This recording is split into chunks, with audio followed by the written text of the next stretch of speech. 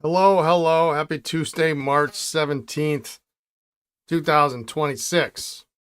How is everybody? What is going on over on YouTube here today? Holy wowzy. Russell, Gabriel, hello. Juicy, Colin, what's going on? Gary, did I miss anybody? Who else is over here? You guys are really chatting up a storm. Speaking of storm, yesterday, I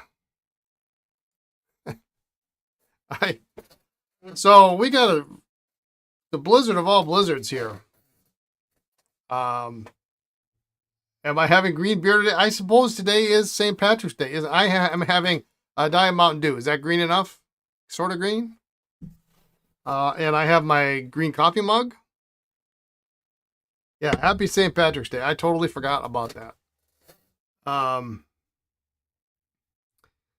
about what was it? Saturday night, we started getting snow, and I shoveled 3 times on Sunday, only because I was hoping. I live in a condo, and there are 4 units, and they're A, B, C, D, and the higher the letter, the further away from the garage it is. So, if you live further away, you end up, if you want to get there, you end up having to shovel everything. So, I would have probably shoveled 4 times, but I was hoping that the people in Unit B would maybe like help out and shovel at least, because if they do it, then they do half, and then it's less that I got to do. And that didn't happen.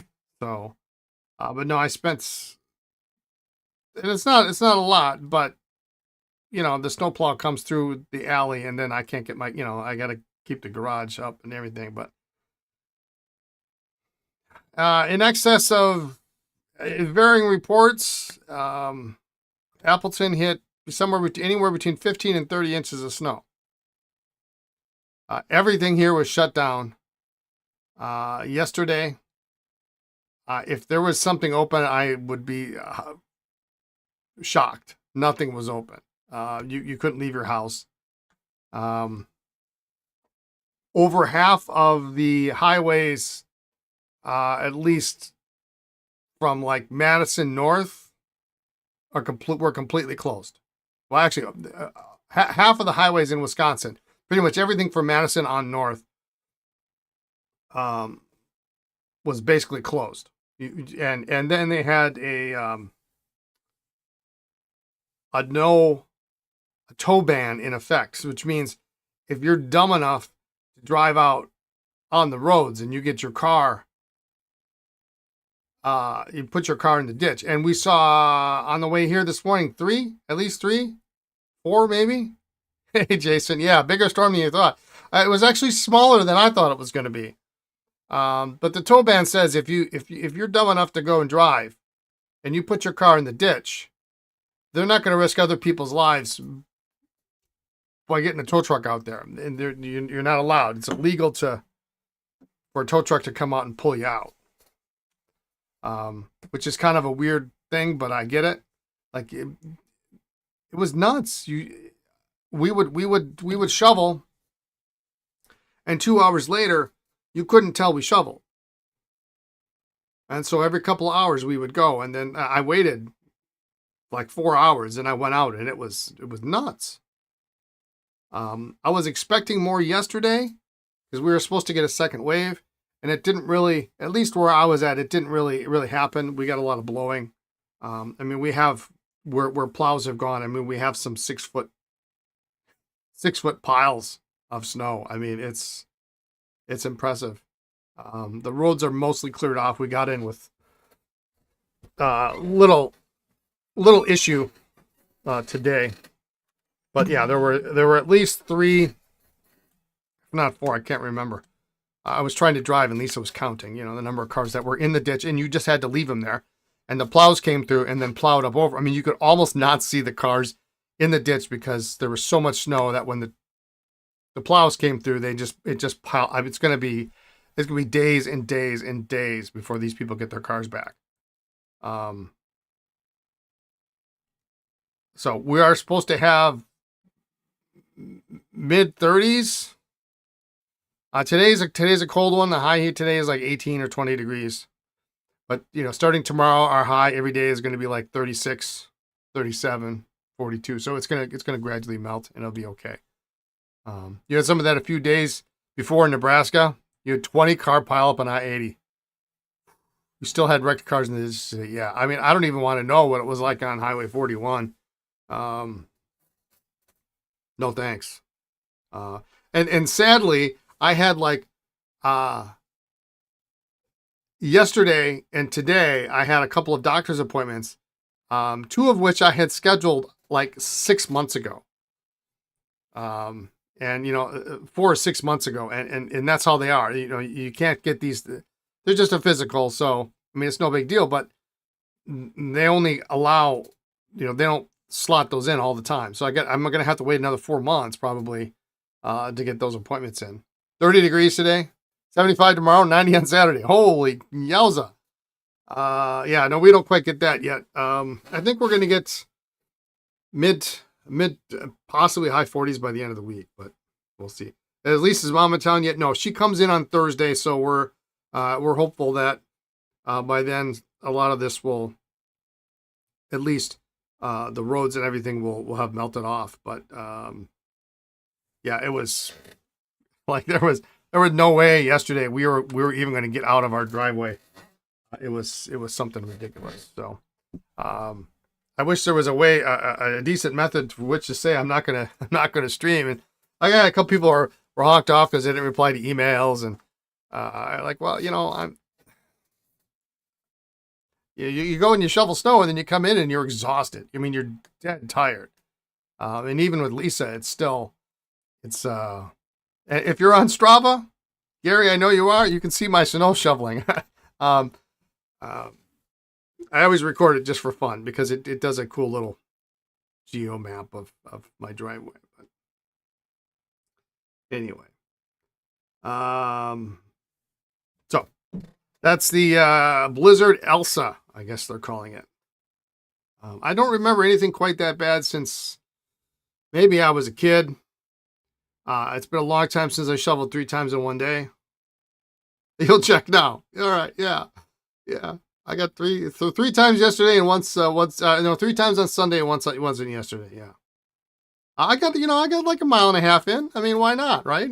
Let's get credit for this.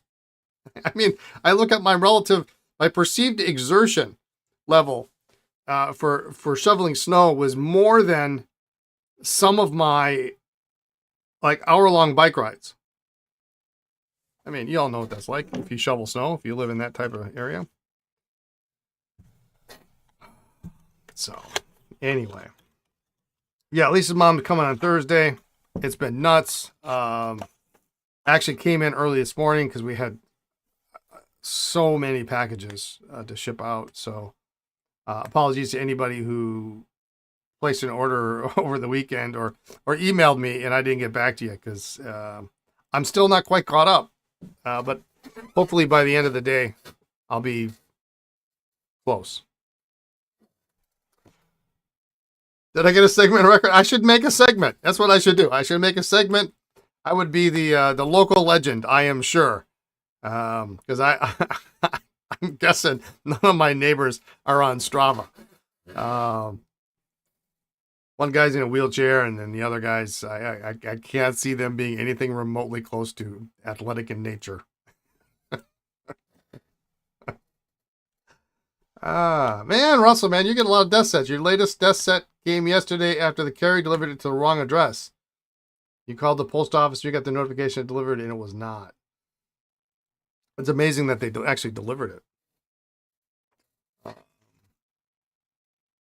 All right. I got a lot of stuff to catch up on here on the bench. I really would like to. They actually retrieved it. Wow. All right, let's take a look. I got some warranty work here.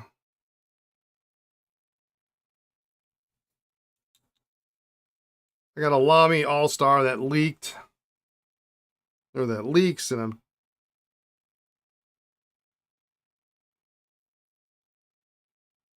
Gonna try to figure out why that's happening. So we're gonna make sure this is clean, and then we'll ink it up with some Waterman and then just let it sit while I repair some of this other stuff. I got a bunch of repairs coming in, so I need some of these to go out.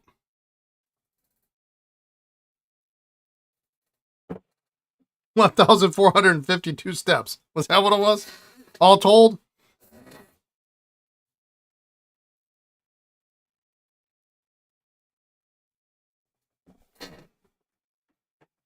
The first one on Sunday was the longest one, and then I think the last 2 times Lisa was out there helping me out, so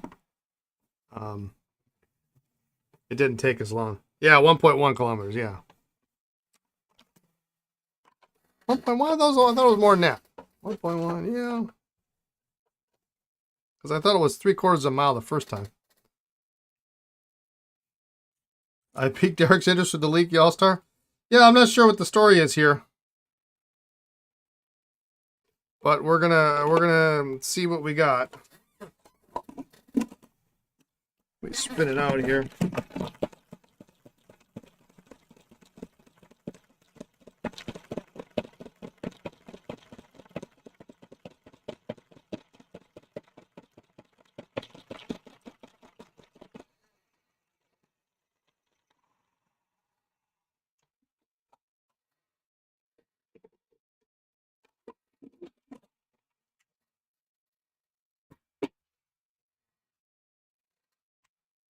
Your salad spinner arrived? Good. So I don't see any leaks, and I think the complaint was, and this came on, I think, Thursday.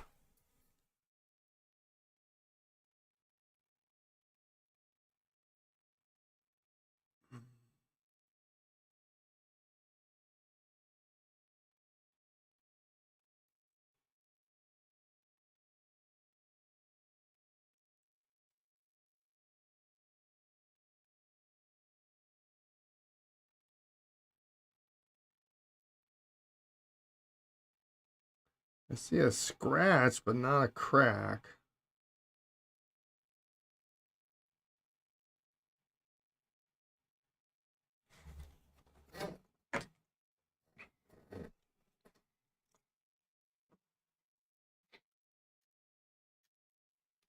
So anyway, if you're expecting an email back from me, just please be patient. I'm down to I think I had close to 100 emails this morning I had to go through.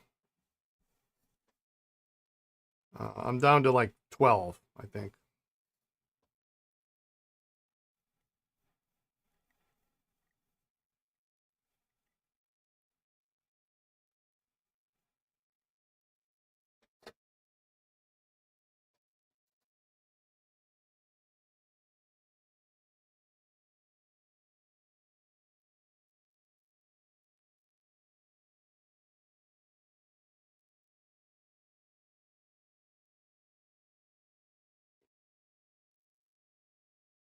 Okay, first thing, got it filled up. We're going to make sure there are no... It's a real Lamy converter.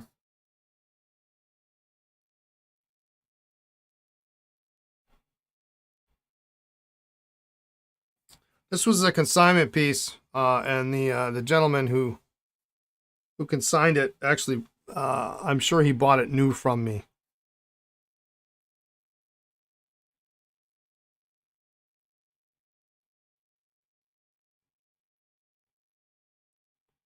Well, first and foremost, we've got, now that I've inked it up, the converter's not in the right slot, so let's put it in the right slot.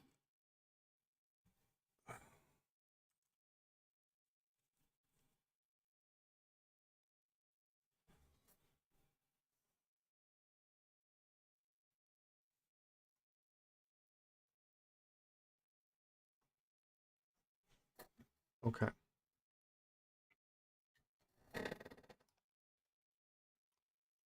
All right, so Jamie, if you're watching, we're just going to let this sit. I don't see any leaking. I've wiped off the section.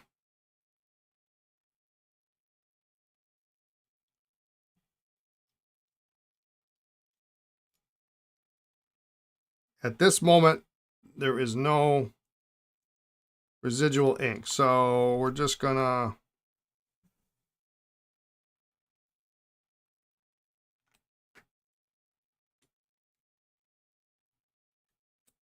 let that sit. Put that up here at the top of the screen. And we will try that later on in the day and see what happens. All right. We started these last week.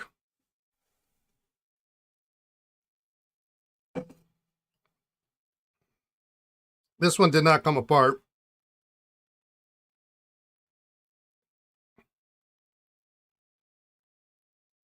So we'll try that.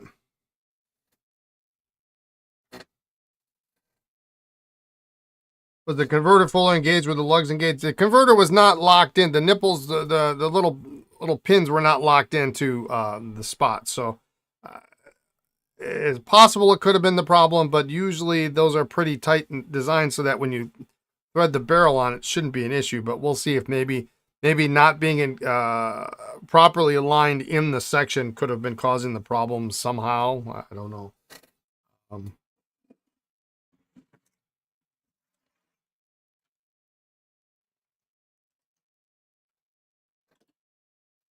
Worst case scenario, I'm gonna just replace that front section, but.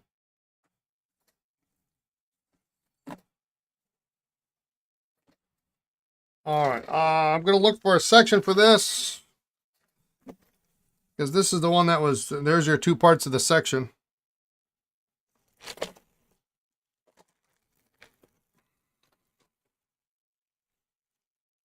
So,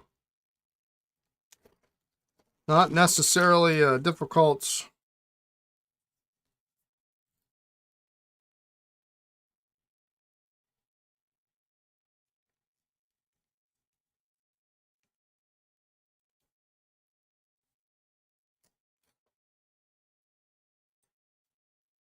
Task.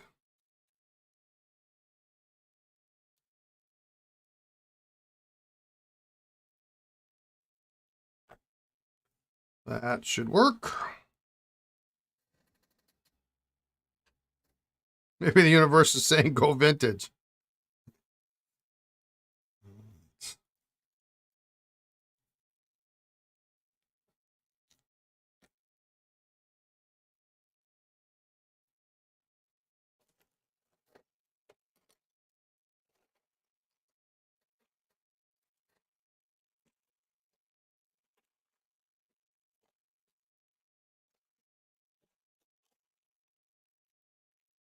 My concern is whether or not this section's actually going to fit in here because this edge of this barrel was kind of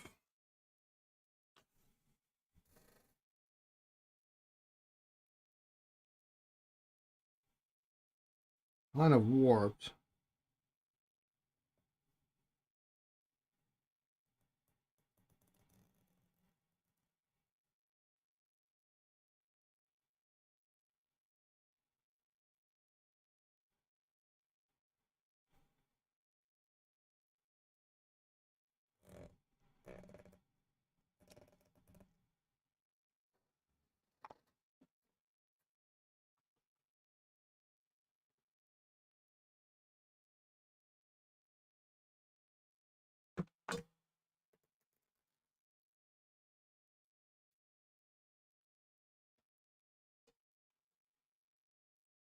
This is a very troublesome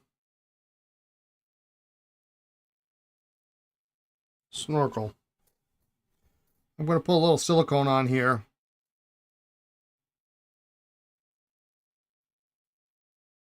Just to see if I can ease this in. We'll wipe that off later.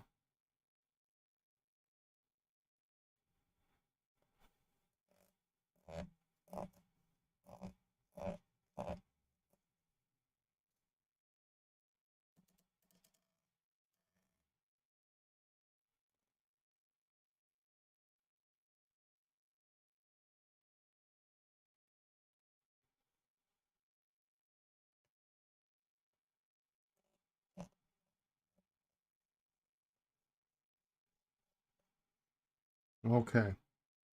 Good.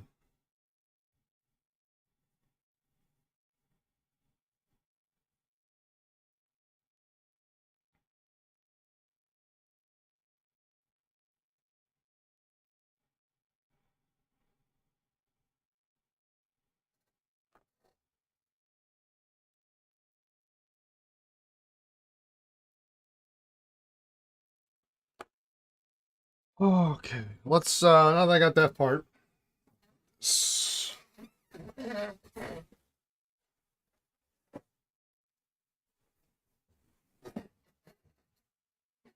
You know, funny thing was is it was just last week.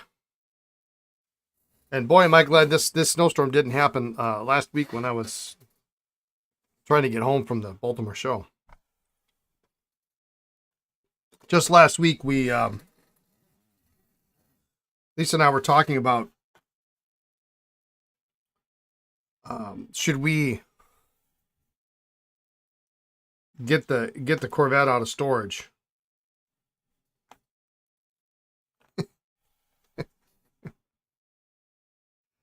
Yeah.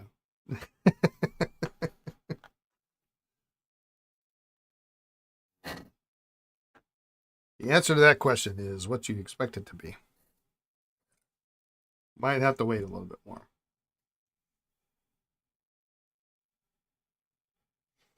All right, let's heat this up and hope this comes out nice and easy.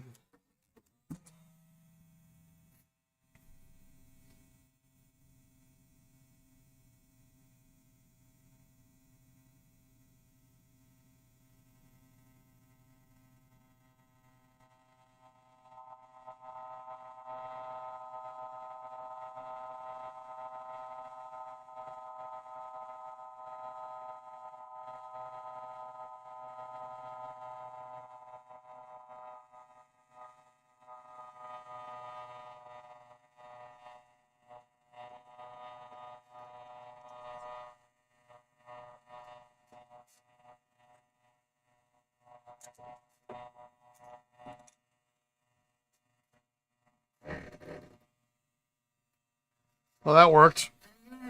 But it pops right now. Where the heck did it go? Oh, there it is.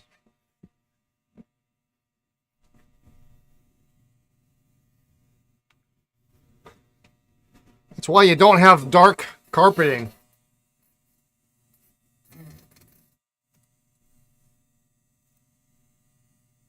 under your bench.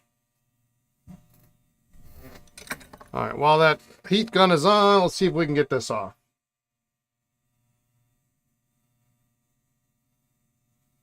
This pen should not be a difficult pen to restore, but it's such a pain to get open, and the plastic makes me nervous.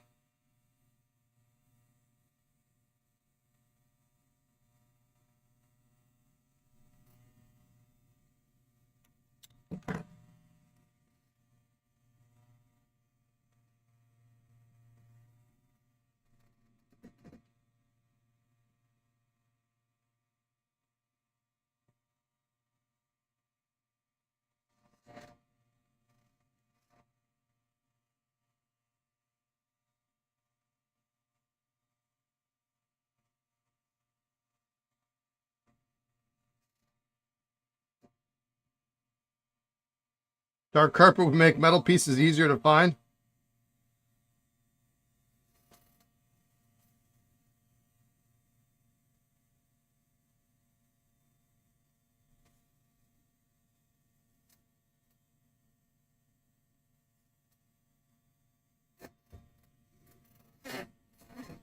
You try one of those jeweler's aprons that catches everything you drop? Yeah.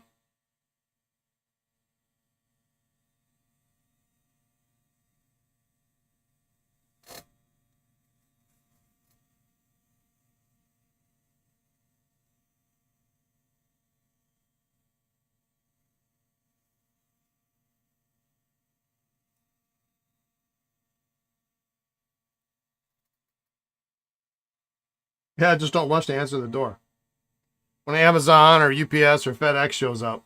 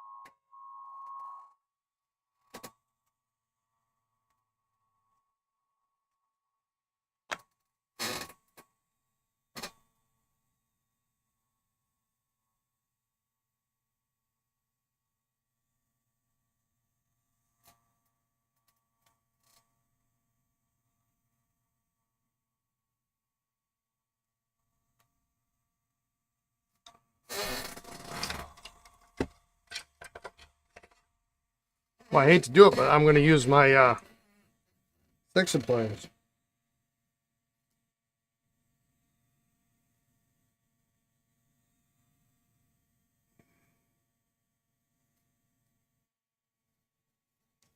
There's a ridge on this section.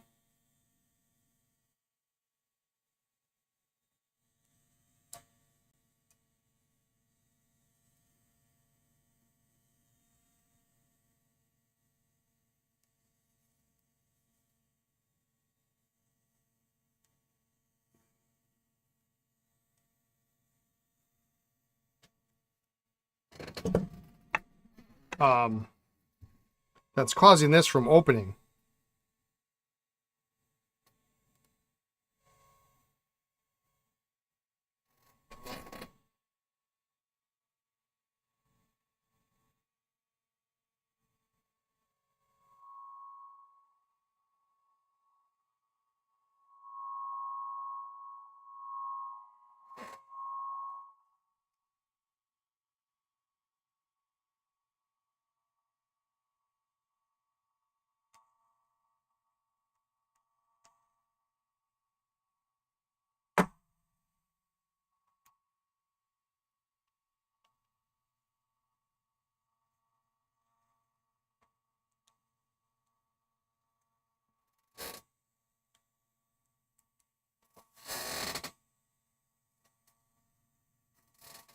What a weird, weird pen.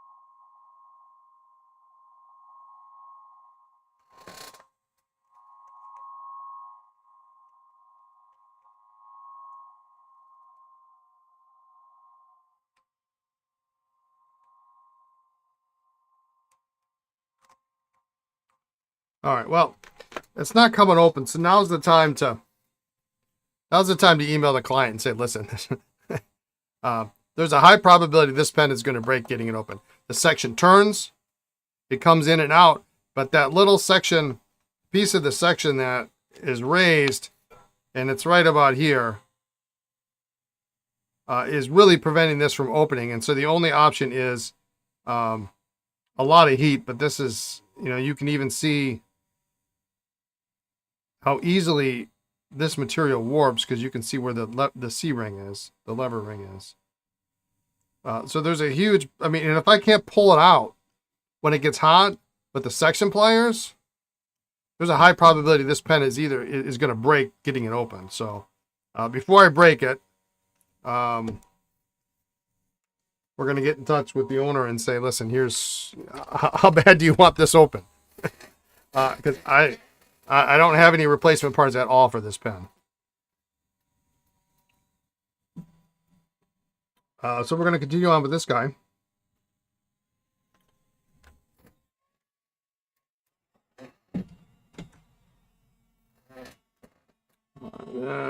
Put that in ultrasonic.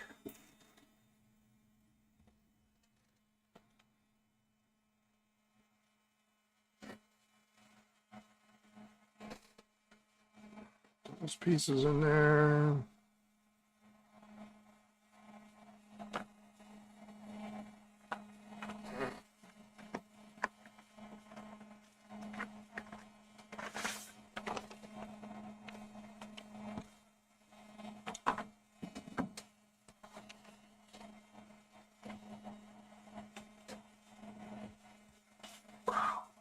I did get a shipment of pens in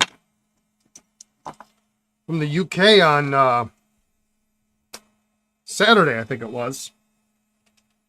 And I barely had a chance to look at them. But I'm going to break those out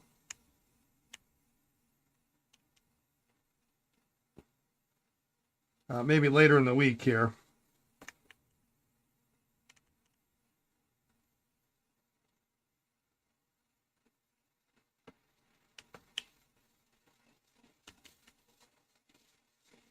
It was kind of a case of I was getting one pen, and as long as a package is going out, I might as well buy the rest of the collection.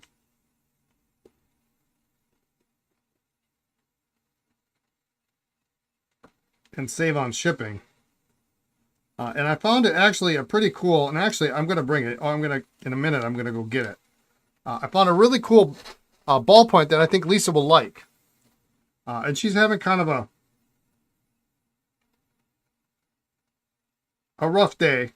You know, she's got to reschedule all the patient appointments from the last couple days. So, well, I guess from yesterday. So it's busy and she's kind of stressed out. So, and it's a really neat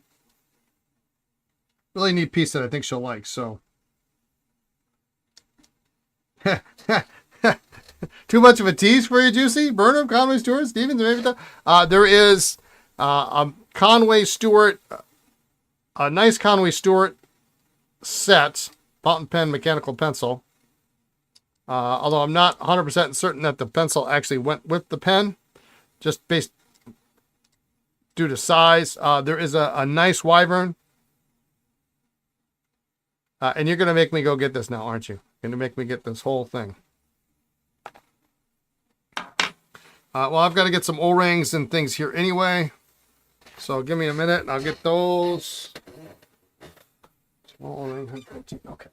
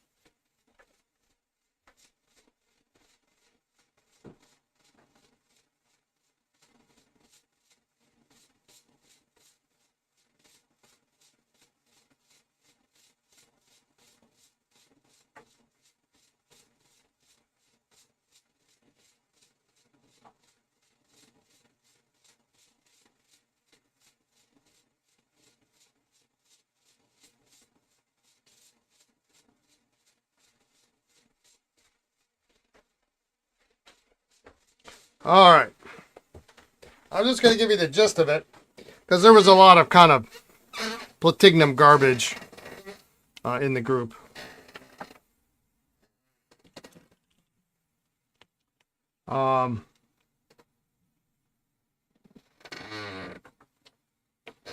Yes, it has the Griffin nib.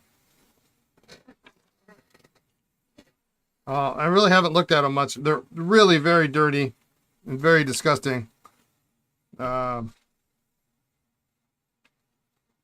45, kind of a rough barrel. 61 really parts pen. Cracked barrel. No arrow. This is an unusual, probably a later, I'll have to consult the Conway book on this one. This is a really pretty inexpensive Conway. But it looks like it's got a kind of an italic or stub or something on there. Needs to be cleaned. A nice Parker Duofold. English Duofold.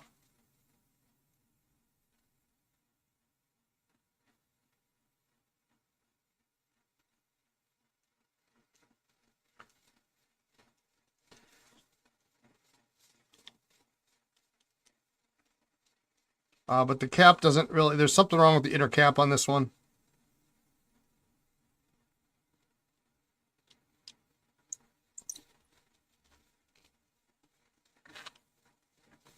Doesn't quite engage.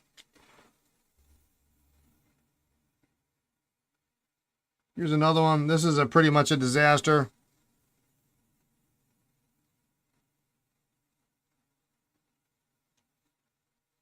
The cap is cracked and broken in half. Okay, so that's no good. Here's a Conway. What is this? A 28 maybe? 24. 24. It needs some help. Nice broad nib though.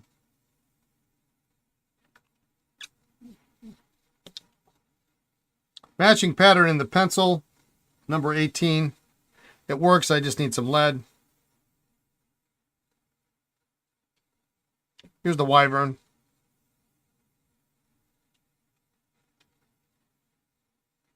Decent nib. So this one should clean up. It's got some schmutz going on the top.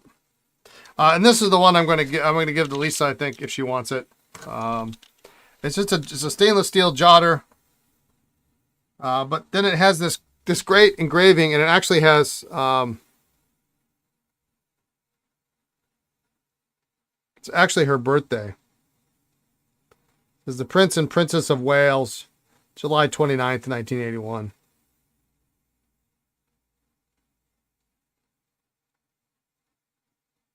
So it's kind of fun. I just got to straighten out this clip, and then she'll probably use that. So I just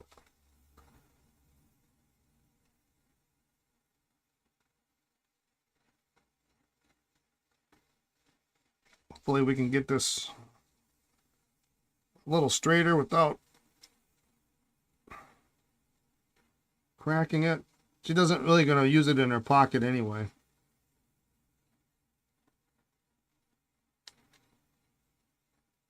He's probably going to tell me it's too nice of a pen to use and I should just sell it. Were the Prince and Princess of Wales married on July 29th, 1981? Was that their wedding date? I'm embarrassed to say I don't know. So Juicy, you got to tell me what happened on July 29th, 1981.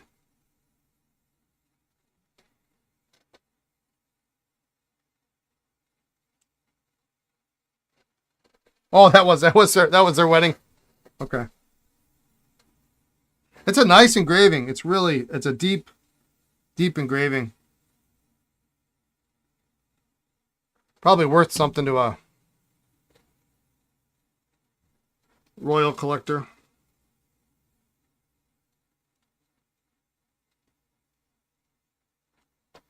But she has kind of a little fascination about some of that stuff, so.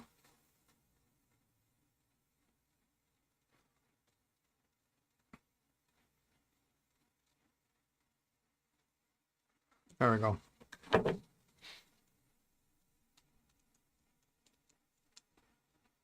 So when I got it, the spring was actually in the cap. So I had to fish that out.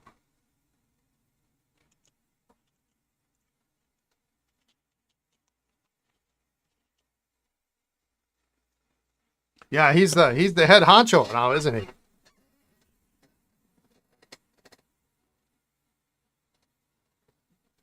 So that's just some of it.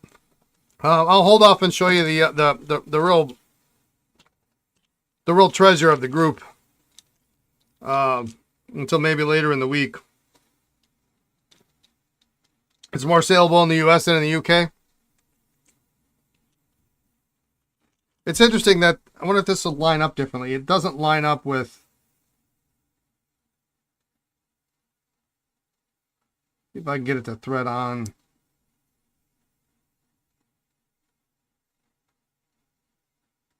It threads on the reverse part of the barrel.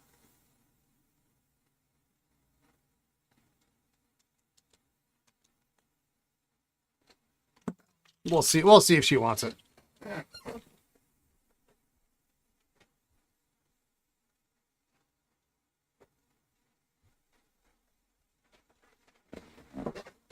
There's a couple other jotters and small things like that, but that's like I say. I'll leave you in suspense for a little bit.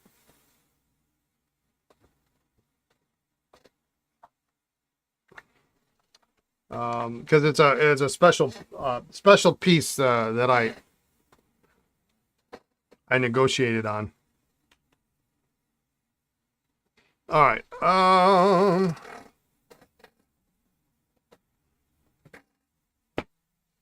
Let's see, where are we at here? Really would like to get some progress on this snorkel today.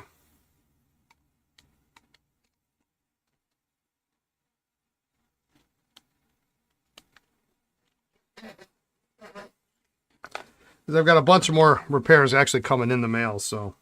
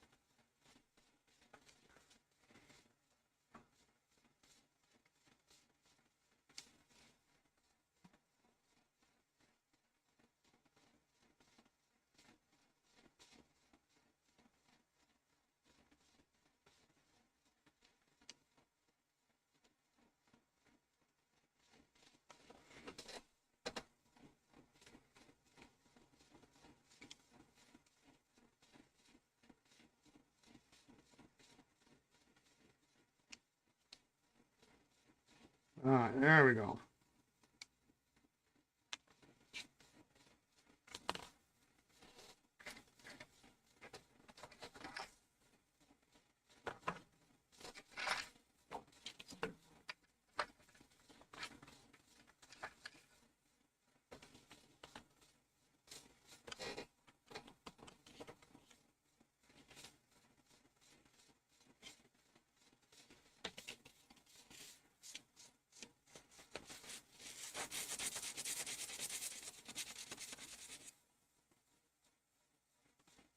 Cannot believe 90 degrees on Saturday for you, Jason. That's nuts. A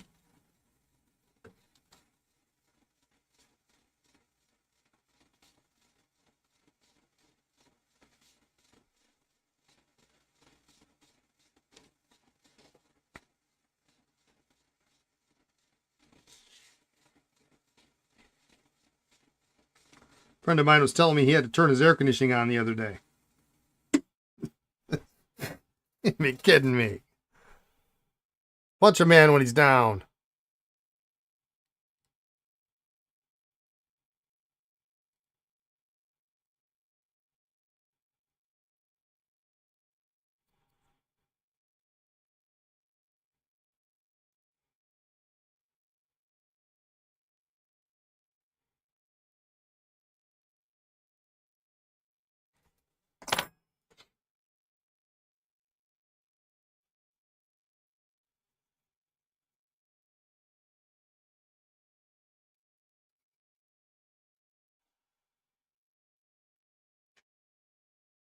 Your horse won again on the weekend?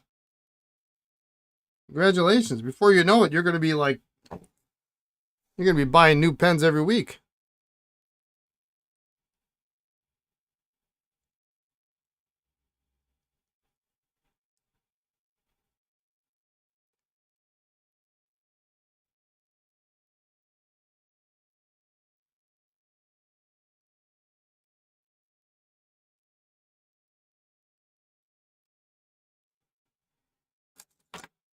You already do.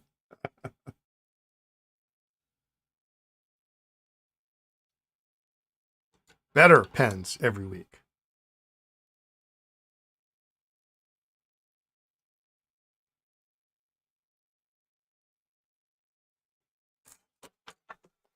All right.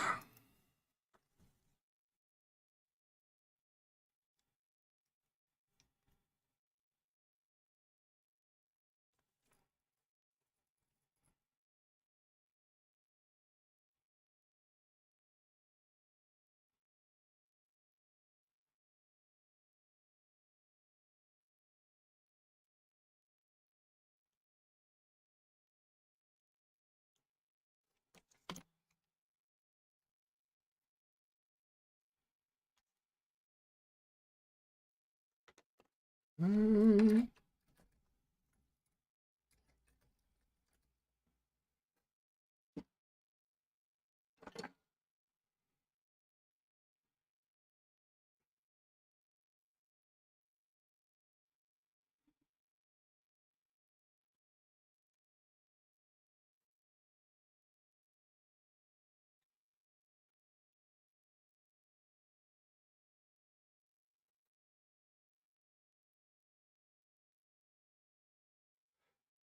got the new Sheaffer Legacy. You're impressed? Yeah, it's a nice pen. You've got to attend a soccer doubleheader on Sunday. Oh man,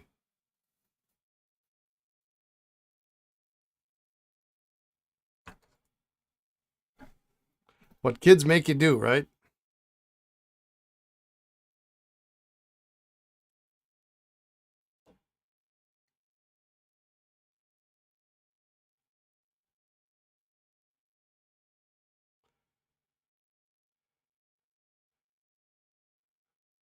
I won't even begin to claim that I know because my kids weren't really into sports.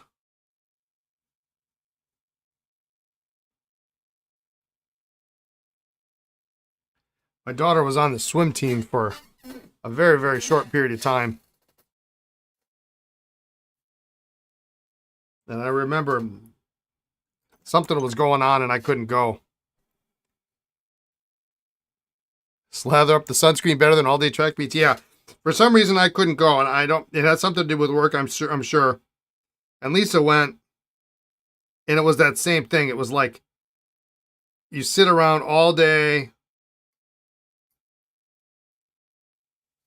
waiting for her turn.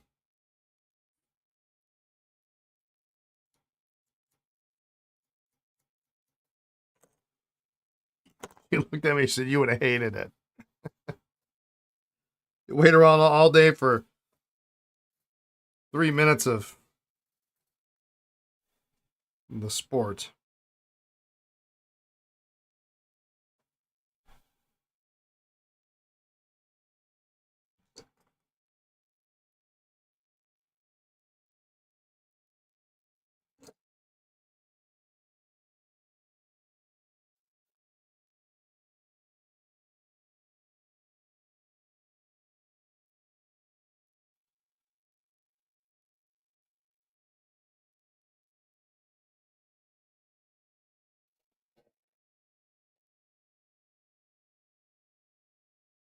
Oh, that looks good.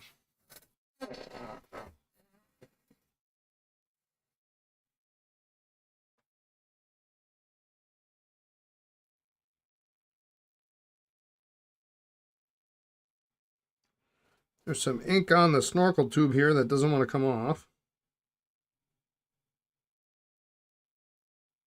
But we got to get that off because it looks ugly.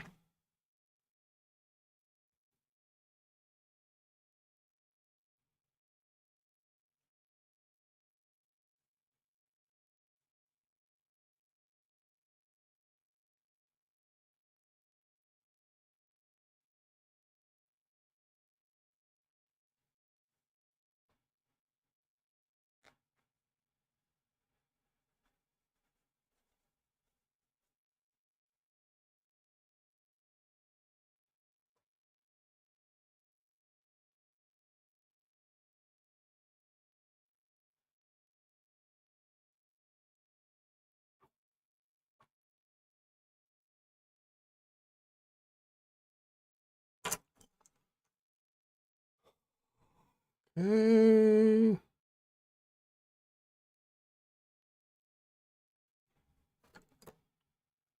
Looks good.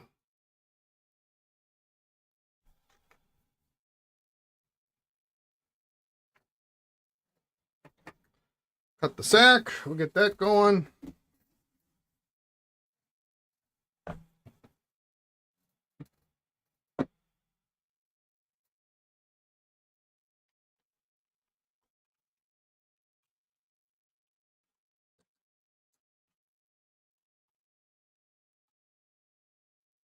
Always got to remember to put the sack on the cutting board the correct way, because if I put it this way and cut here, it'll be the world's shortest sack.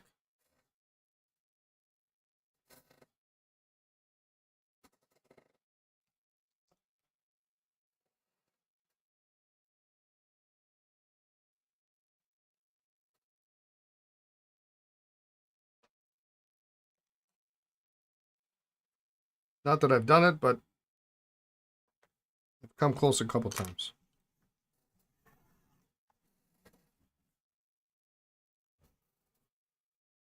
Okay.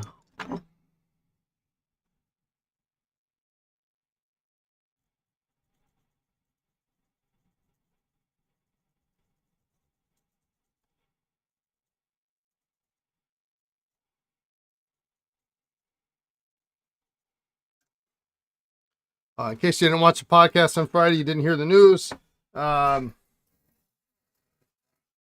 Lisa will be making an appearance alongside myself at the Washington, D.C. Pen Show in August. We decided we were going to drive out there. We're going to take a day off of work.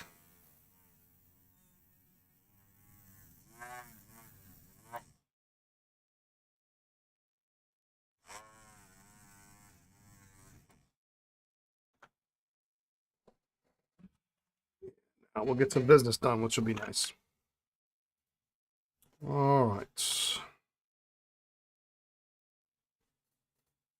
We haven't been to the DC show in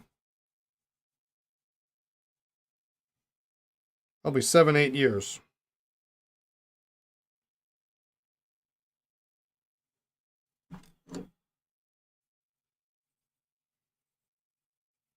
The only other time I was at the DC show that I wasn't a vendor was the very first time I was there. And I had just, this is terrible. I had just gotten into a bicycle accident. And it was, not a great accident. Pretty much destroyed my bike. Well, I guess it didn't destroy the whole thing. It destroyed the fork, and it destroyed, the new helmet and a couple other parts, but insurance company settled rather quickly, actually.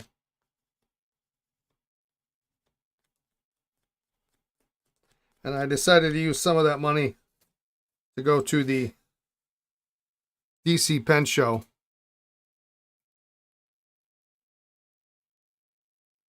And at the time, I was hardcore into Waterman overlays.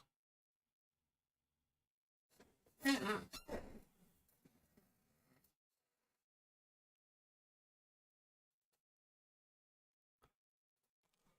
it was a fun show.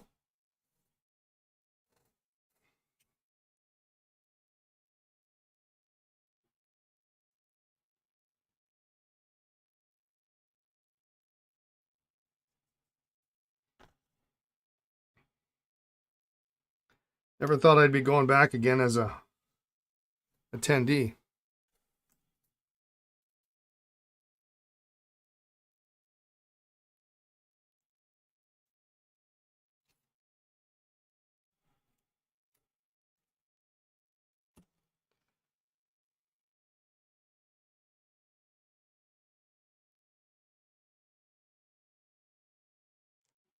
So if you're going to the show, Lisa and I will both be there.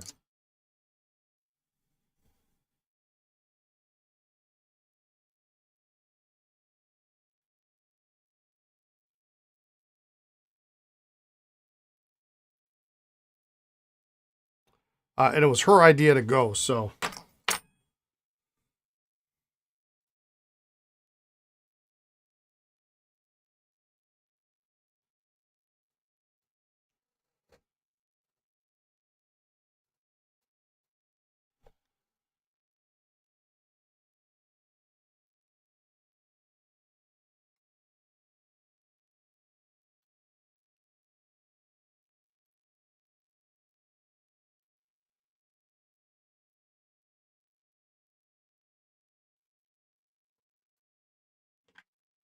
But we haven't had a good old-fashioned 2-day road trip in a long time, so.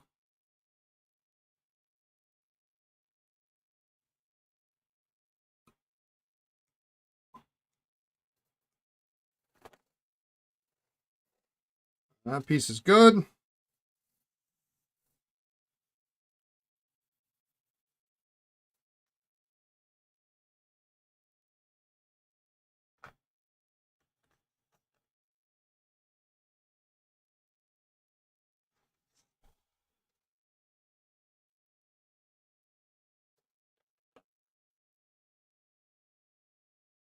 So we got a replacement sack protector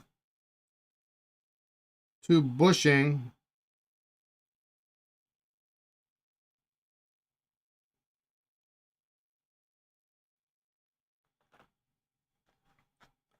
Which actually makes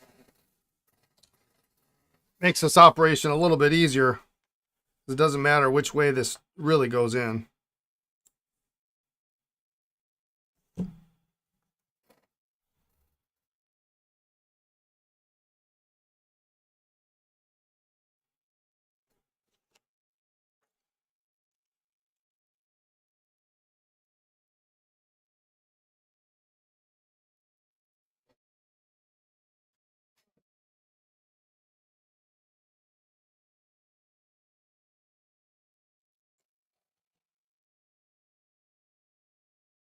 Well, it may or may not be right, but this at least gives us something to hang on to.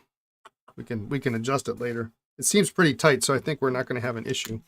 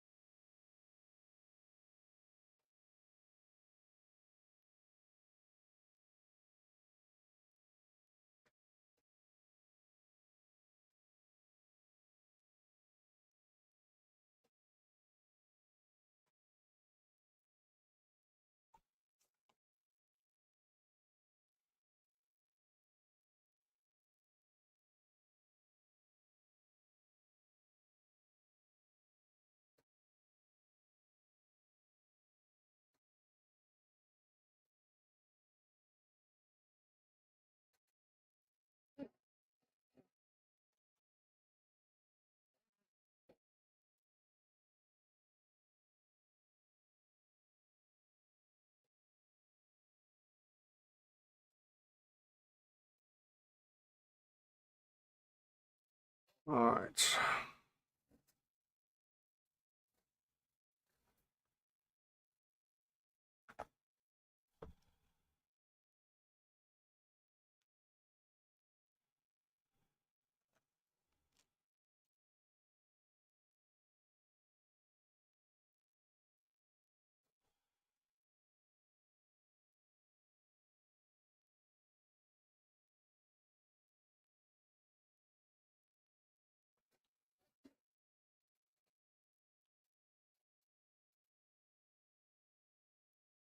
Always good to put some silicone on those threads there.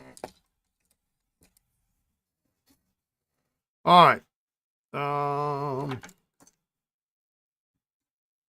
Just see what kind of mess we got inside this cap, and then we can move on to the next project here.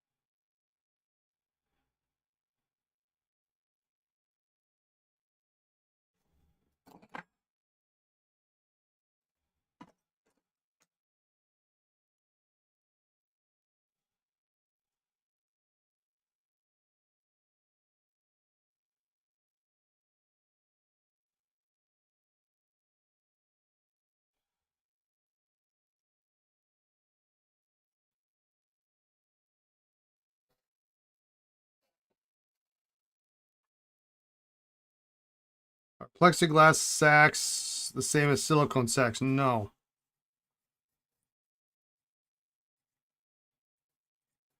Silicone is gas permeable, and they're relatively soft. Plexiglass are a little bit stiffer.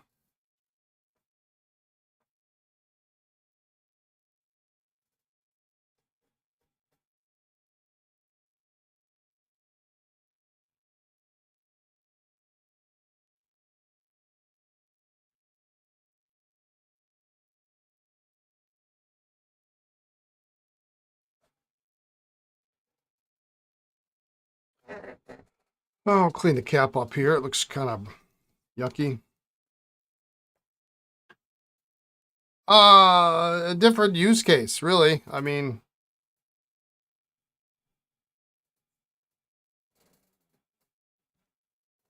plexiglass you're going to use on a 51 or 21 or something with an aerometric sack.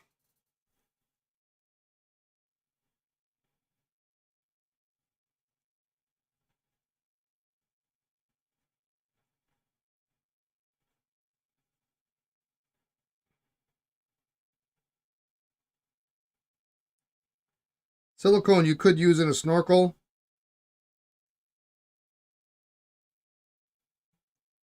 Not recommended for use on celluloid pens.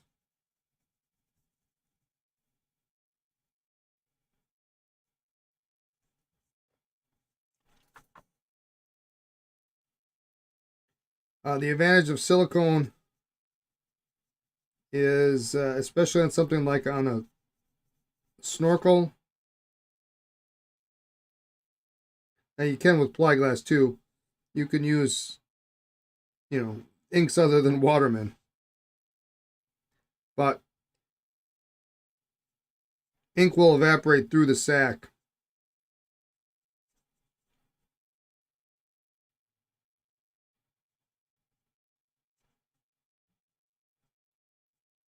Which is no good.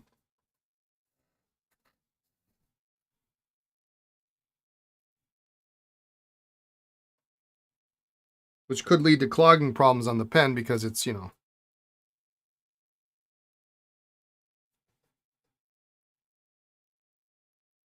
now essentially a little bit thicker.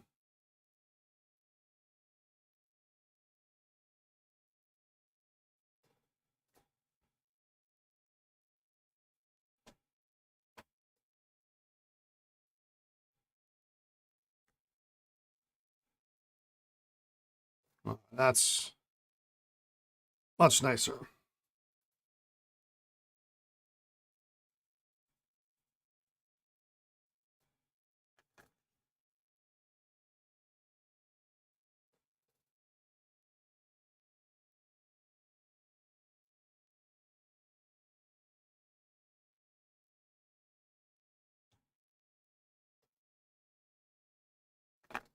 All right, that's going to sit till tomorrow.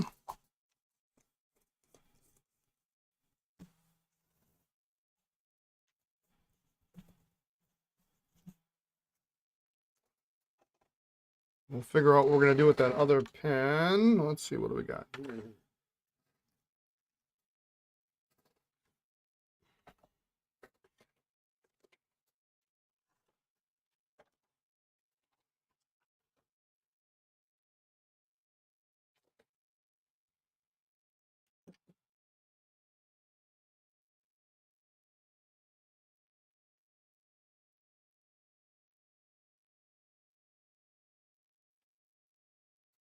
No leaking here.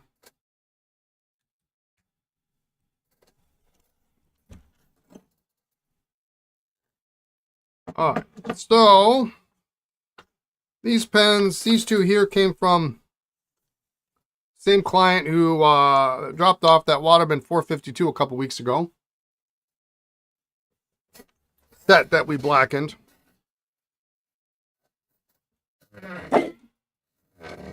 And he liked it so much he wanted a couple more. We've got some olive you can see on the blind caps.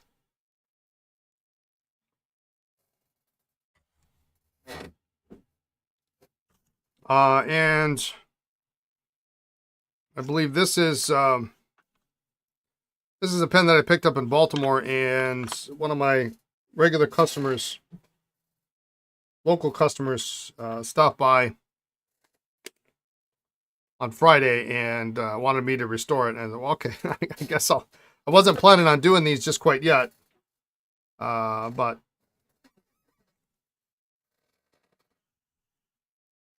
for Esterbrook's, do I need 16 sacks and 54 millimeter bars? Okay, that's actually a more complicated question than most people will lead it to be. The correct answer is for J series pens, yes, size 16. M2s require a 14 because they have the housing that goes over it, the aerometric housing, or squeeze housing, I guess you might want to call it. Earlier dollar pens can take a size 18. 54 millimeter bars, well, it depends. If it is an SJ or an LJ, you probably want to use the 48. If it's a full-size J, and it doesn't have, or you don't intend on keeping the sack tray, the liner inside the barrel, then you can use a 54. If you have the sack tray in place, that liner, that little plastic thing, then you have to use a 48 if you want to keep it somewhat original. The other thing is on LJs, you can use a 54, but then you have to take out the spacer that's at the end of the barrel.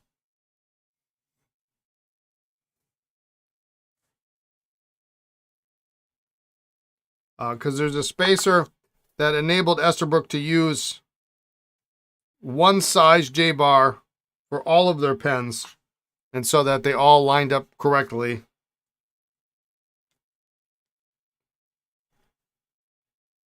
With the pivot point on the lever and the notch in the lever so that the lever stops perpendicular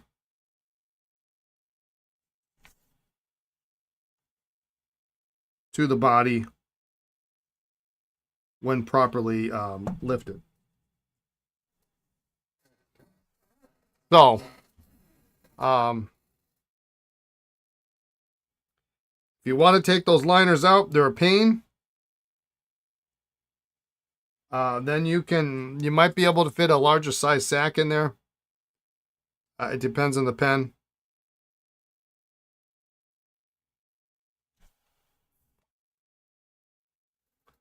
I wouldn't go any more than a 17, but only on the J. LJs and SJs 16 max.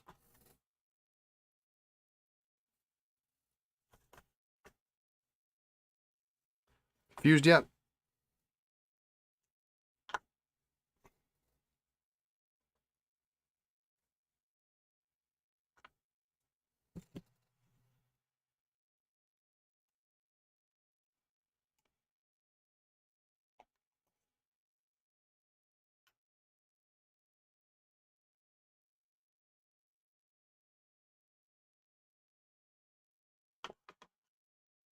Isn't that cute? Little vest pocket.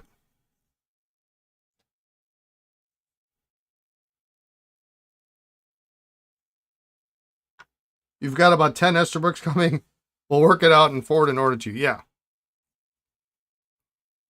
Yeah, if you get rid of the spacers in the LJs and the Js, because there will be a spacer in a J too, you can fit a longer sack.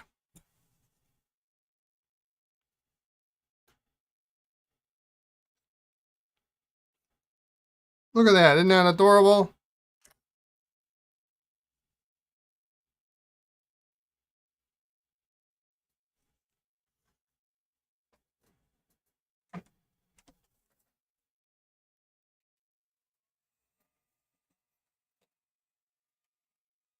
Just depends on how ambitious you feel about removing that stupid liner.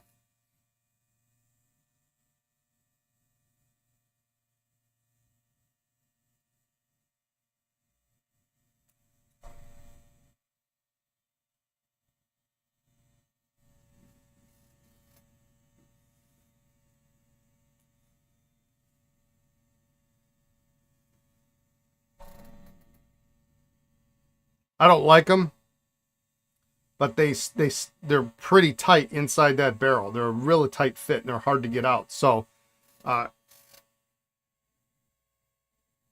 if they're not coming out, then I leave them in, and then I put a 48 and a 16. If they come out, I take them out, put a longer 16 or maybe a 17 in there, and put a 54 in there, because then you're going to need a longer bar.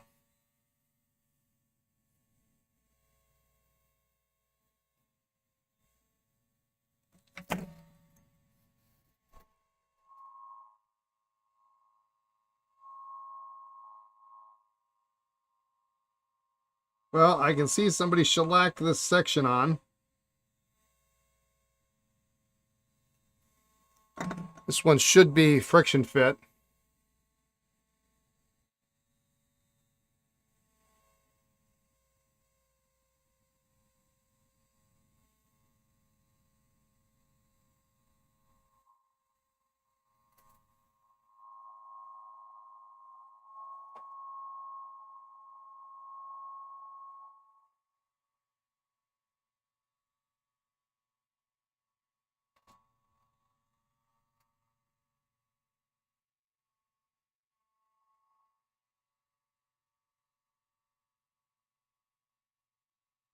Better than super gluing it on. Yeah, well.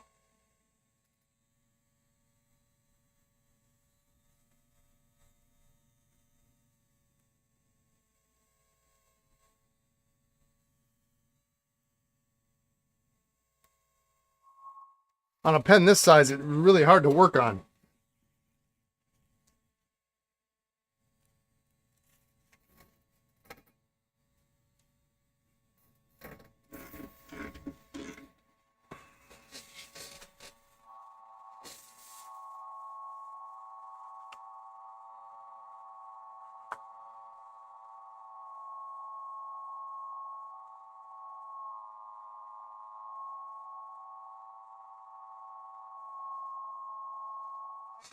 T.U. Lee, how you doing?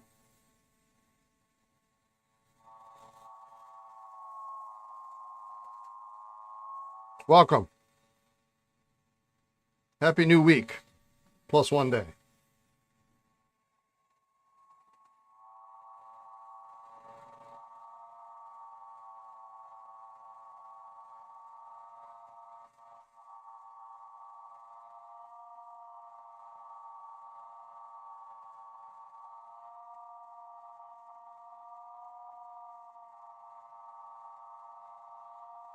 It's graphite on there. Put graphite on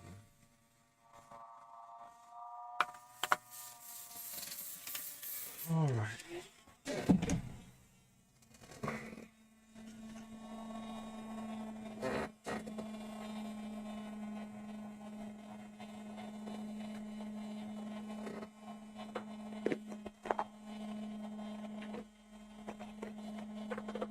All right, well, let's see. We're going to do...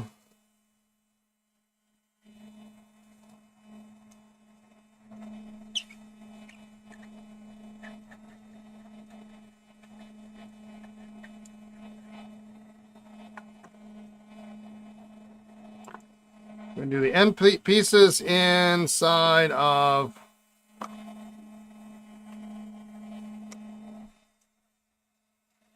Time to bow out. All right, good night, John Boy. All right, have a good night.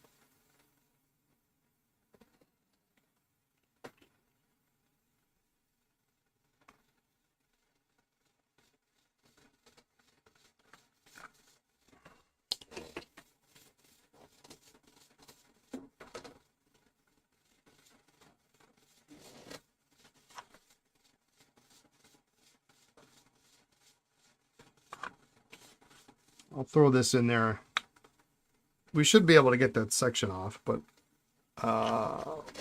we'll see what happens.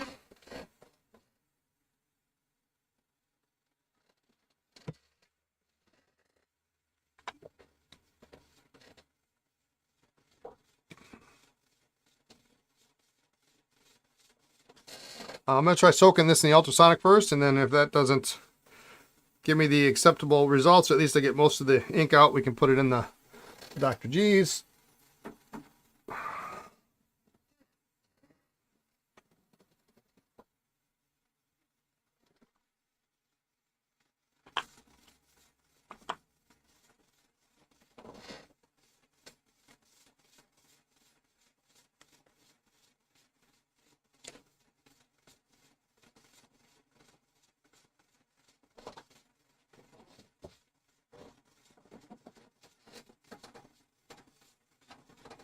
Get that nib soaking.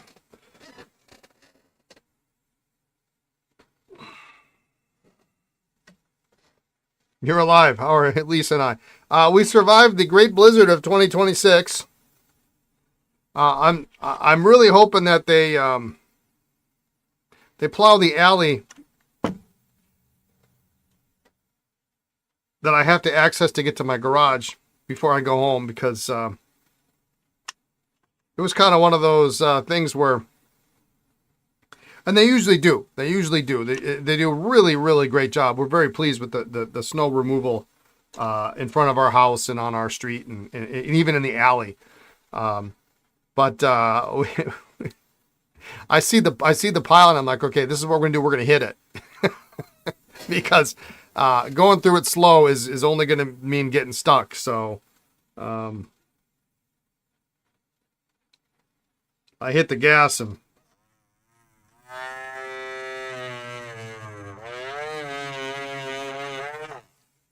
it might be a challenge to get in there when we get home.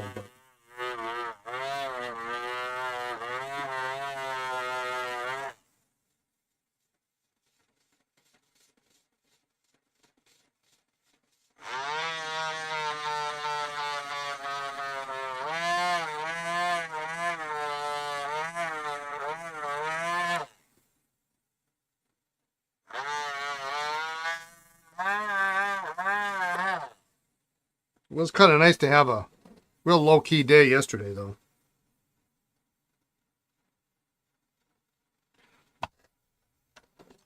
I had some things to do, but I didn't really feel like doing it, so I figured as long as I'm stuck inside, I might as well relax. And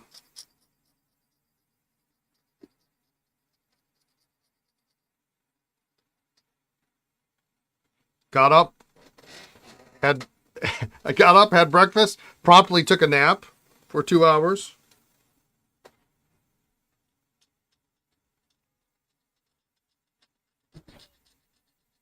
Hello. Are we getting coffee?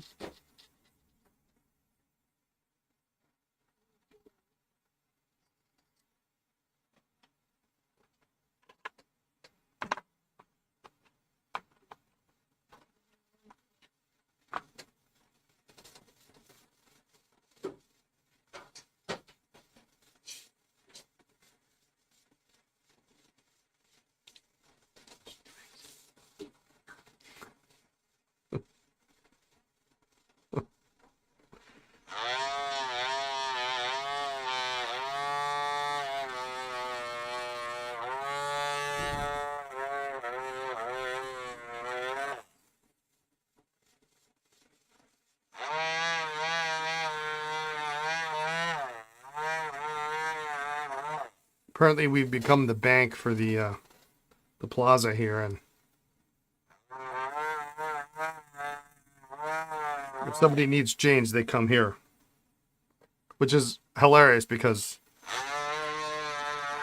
I don't have 5 customers a month that come in the warehouse.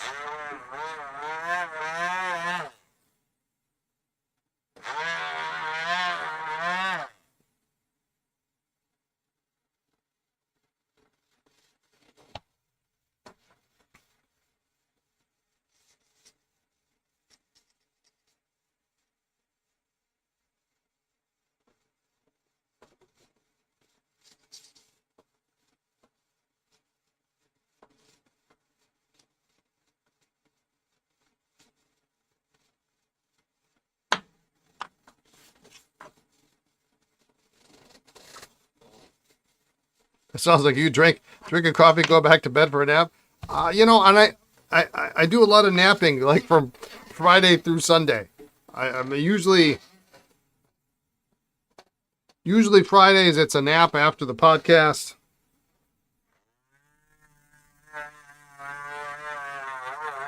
Saturday morning we come in, ship for a couple hours, maybe do a couple small projects.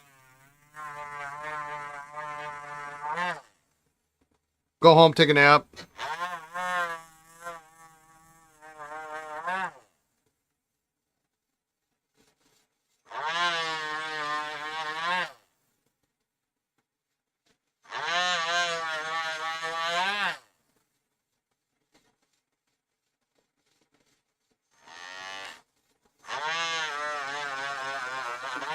I think you got to sleep when your body tells you it's time to sleep. That's when you sleep.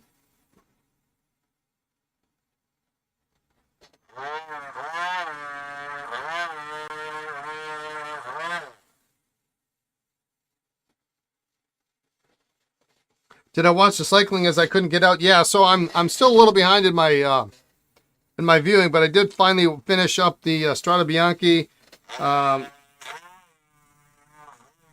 The women's Strada Bianchi, and I started on Tirreno Adriatico. I did get through stage 2 of Tirreno Adriatico, and it was as you indicated, Gary. It was quite an exciting finish, and thankfully my man Vanderpool took the win. Although one can't help but wonder if Matteo Jorgensen hadn't crashed on that white cobble section, how that would have played out in the end for him. But so I'm going to watch the Tirreno Adriatico, then I'm going to go back and watch the Paris-Nice. I subscribed to HBO Max, and I don't know, I might do it for a month, and we'll see. But I forget what races Max actually shows.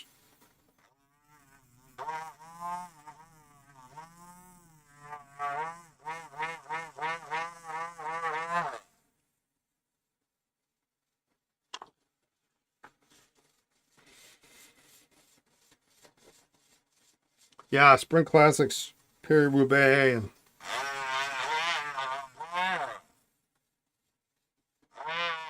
although it was a little disappointed, the Strada Bianchi, both men's and women. I thought I was watching NBC for a while because when I turned it on, and you've got the breakaway pregame show with Orla Chenoy, and we got Sean King Kelly in there.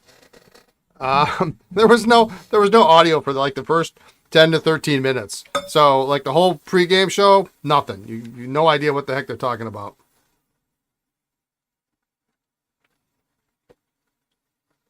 So I was a little annoyed at that, but what are you going to do?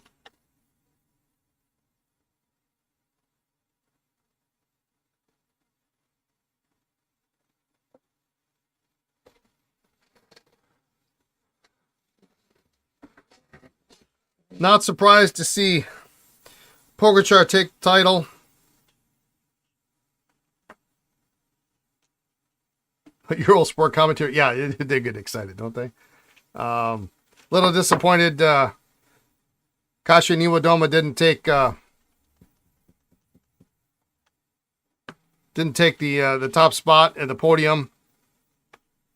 She's one of my favorites. She did a heck of a job, though.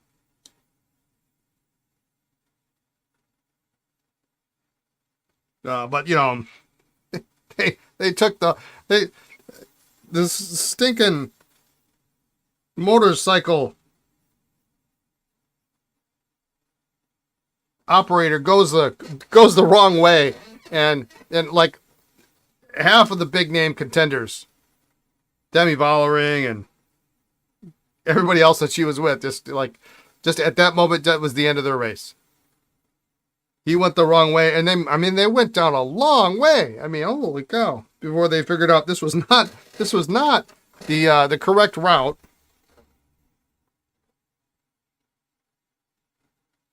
So that was a little disappointing. A little different to see, you know. You don't see that too often. Yeah, Poga's the GOAT. I've half thought. Yeah, like a really bad, a really bad dirt road. Like they're just, and to add to the confusion, there happened to be like 4 people on the side of the road, probably wondering what all the commotion was. So it kind of looked like it was the right way, but it wasn't. But I'm half thinking about the Worlds are going to be in Montreal this year. I mean, that may be as close to ever seeing Pogačar race as I'll ever get. I'm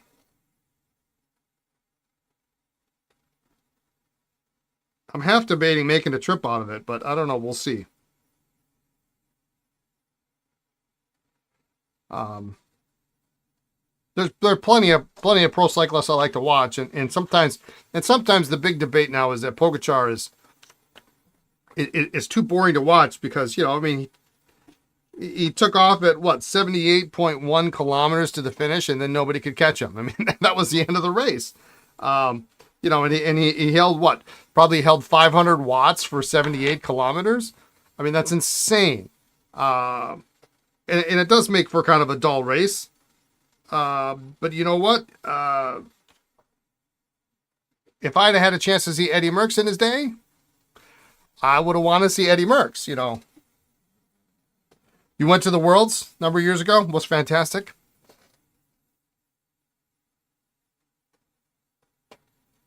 I just think it might be a case of it's, I doubt he's going to come to the United States for anything ever, right? I mean, why would he?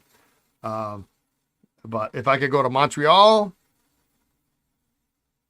I don't even know when the Worlds are, but surely he's going to go to try to defend his title. And it would be really just, I mean, because who else is going to be there? I mean, it's going to be a who's who of. It'd be cool to see Alaphilippe. Although he's got to be pushing close to retirement. I mean, he's certainly not a contender, but he's doing a hell of a job in Tirreno, at least on stage 2. Used to love watching Tour California. Yeah.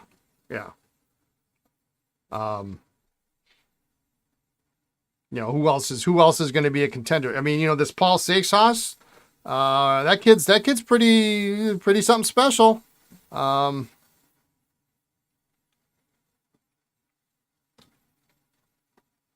Isaac Del Toro.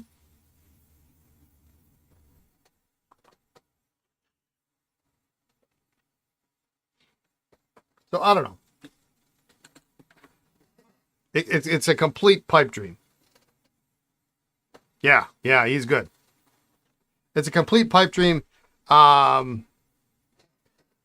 don't know if the problem is I'd want to go with Lisa.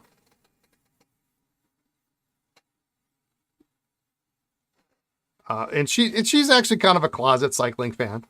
She reads the news. She spoiled the news for me at who won Tirreno Adriatico and who won Paris-Nice. I'm like, well, I haven't finished watching them yet, but, thank you for that. She's like, oh, I don't know.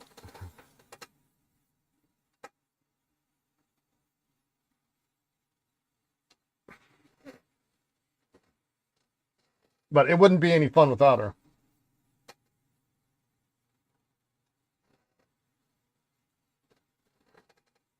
Lisa has no alternative.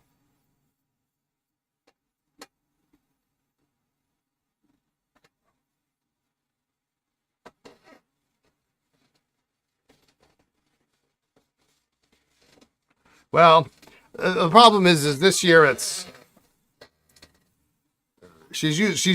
her vacation days are allocated, so any extra time off is unpaid, and some of that's going to be used up for DC.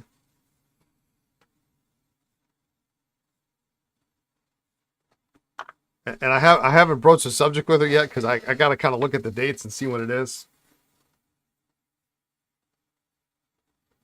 I mean, maybe I'll get lucky and there'll be the world's of being the United States someday. Wouldn't that be something, huh?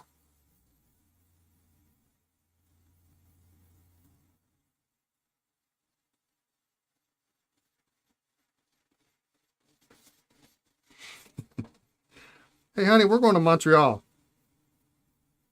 It's going to be romantic. Us and, a couple 100,000 other people.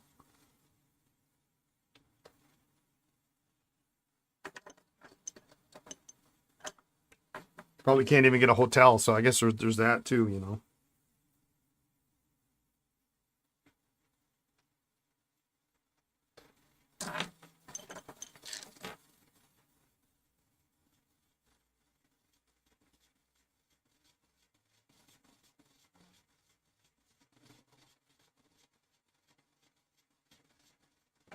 There's a couple of little spots in there. I think I'm just gonna I'm gonna dump it in there and we'll see what happens.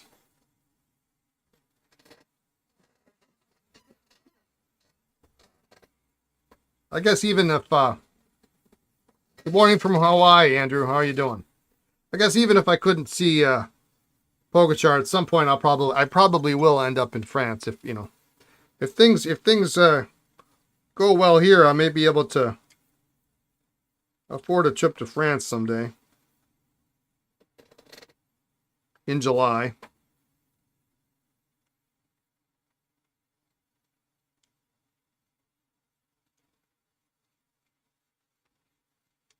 I suspect Pogacar is probably not going to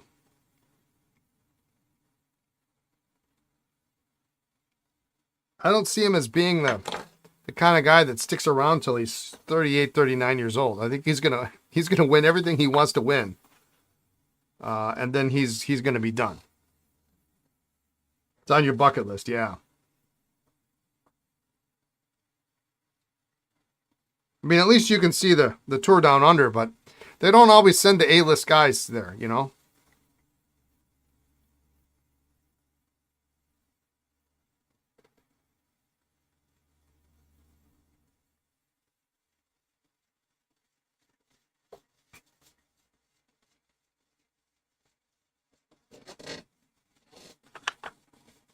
Okay.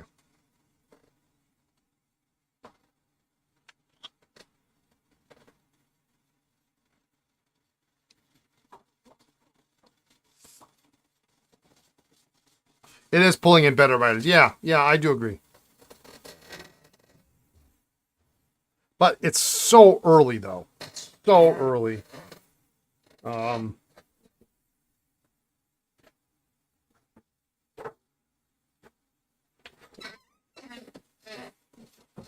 I'm looking for my bucket. I don't know where my bucket went. Oh, there it is.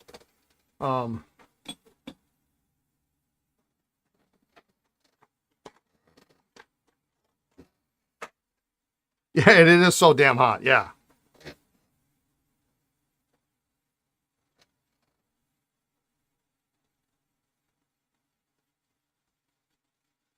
Yeah. What do we got today? We got a couple 3 Parkers. We were working on a snorkel earlier.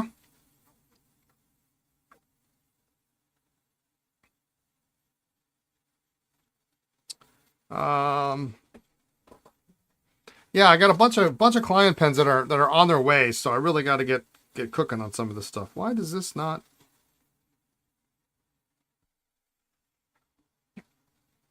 Yeah, this is a vest pocket that doesn't want to open up, so a senior, and then we got a button fill striped duofold.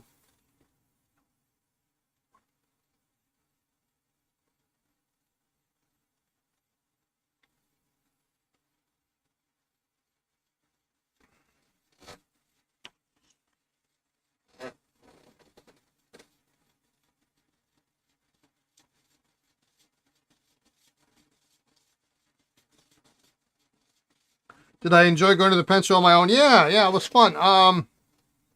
In particular, this time around, I had a lot of friends that I haven't seen in a while, and sometimes they don't always get to Chicago or they don't get to Ohio. So it was really, really fun to hang with them.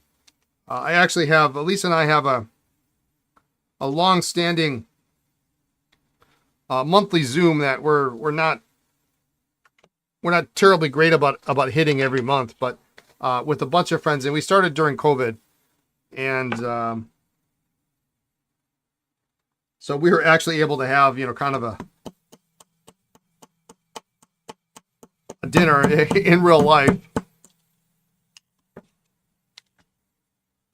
And then ironically, the weekend after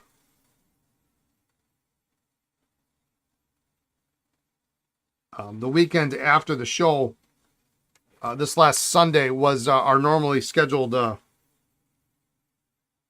Zoom call. So, but it was great to see them because they go to the East Coast stuff. They go to Philly, they go to Baltimore, they go to DC. They don't go to Ohio, they don't go to Chicago, they don't go to St. Louis.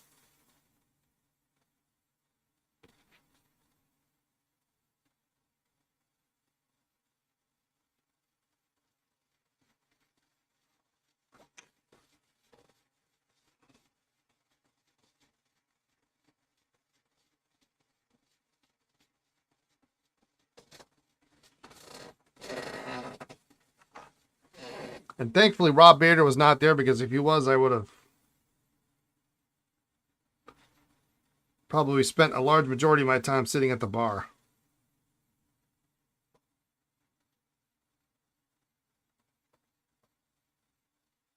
I love Rob. He's a great guy, but he's very generous. And if you happen to be sitting at the bar, then he's usually buying.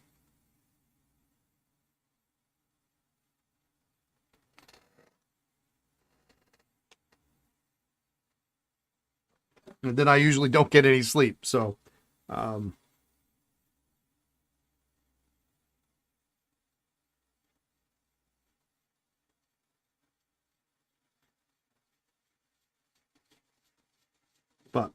great time. I got to try a couple of really great restaurants. One in particular was just outstanding.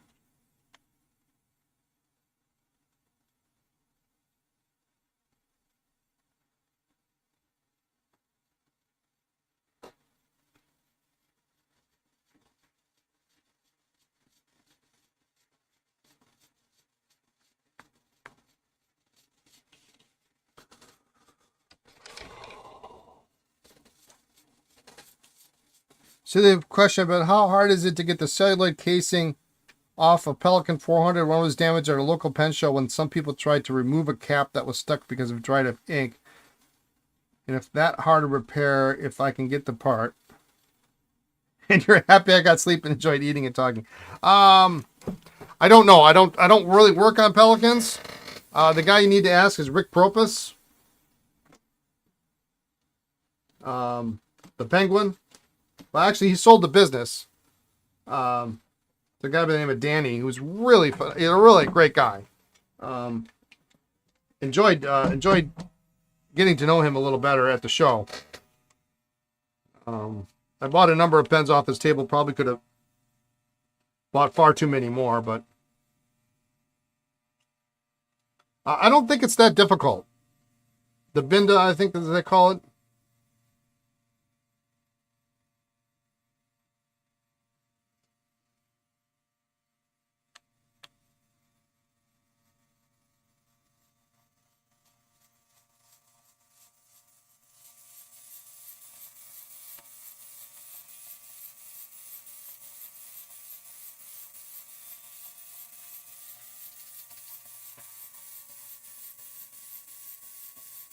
Oh, you bought from him and Danny, yeah.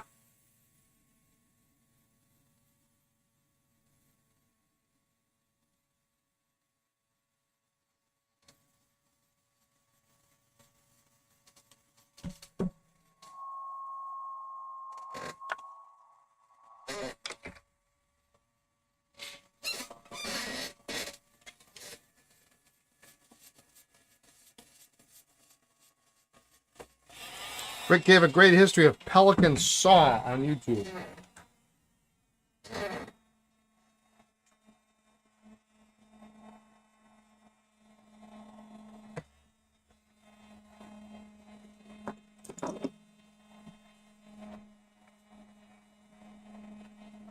Yeah, I spent a good amount of time at their table. Because our good friend Janet Wright works for Rick and Danny. And so she does go to a number of shows, but it's always really good to see her.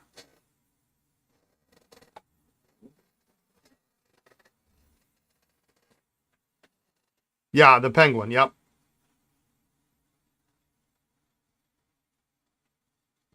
Clumsy fingers on your phone.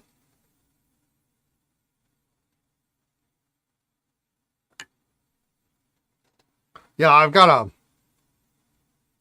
a 1960s Pelican that I need a new clip for, and he was incredibly generous. He's like, well, just bring it to Chicago, and we'll take care of it.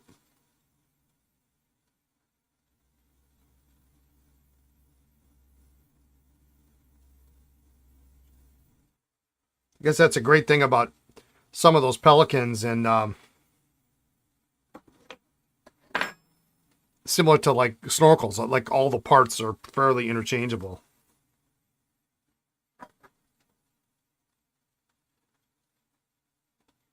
But yeah, I had dinner with Rick and Danny Saturday night.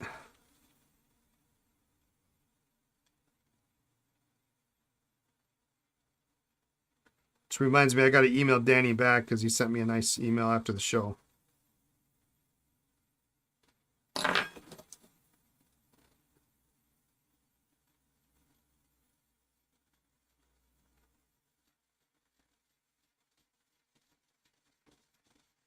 So, but if you don't know the guys, you gotta check them out because they have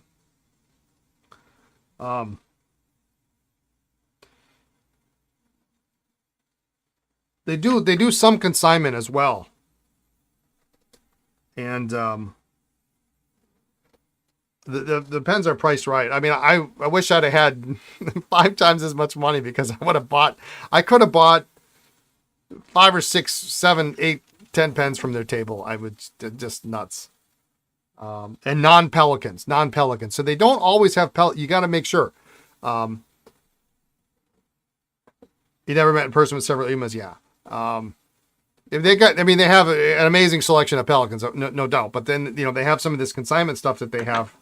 And it's great. It's really great. It's like, I don't collect Pelicans. I don't own a single Pelican. I don't anticipate I am ever going to have. Yeah, I'm never going to collect them. I mean, never say never, but I'm never going to collect them.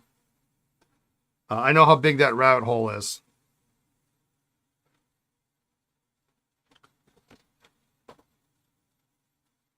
But it was nice because, I mean, the consignment stuff that they have is really cool. It's very cool stuff.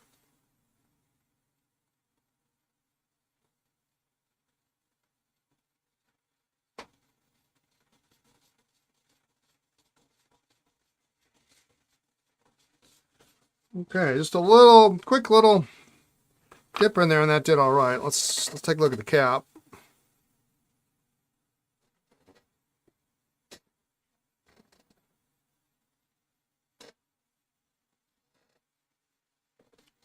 And I'm just trying to get rid of some of this ink that's in the bottom threads here, so when you look in there, it doesn't look so nasty.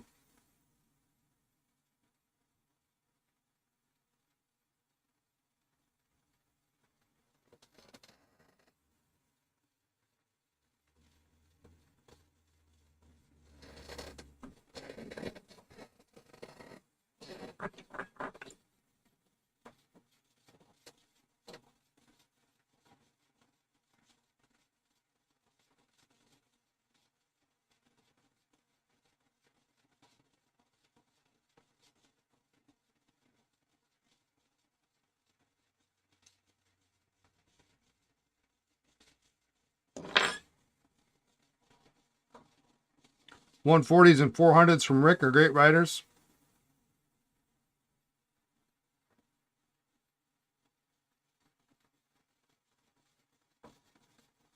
Yeah, I bet they are. That's how you're supposed to do that?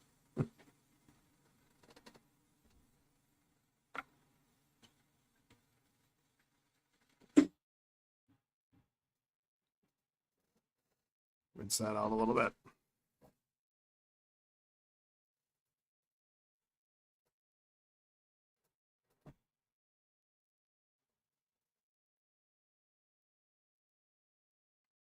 You have an M805. Looks great, but even the fine nib is too wet for your small riding. Yeah. That's sort of what appeals to me is that I can get a fine nib on a Pelican and it'll write kind of like a medium.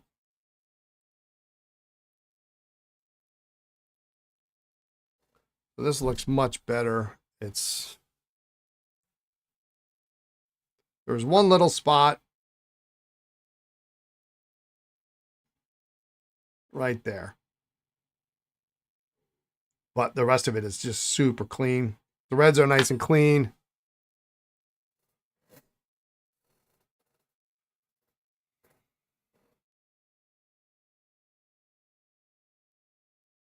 See if I can get that with a Q-tip. If not, no big deal.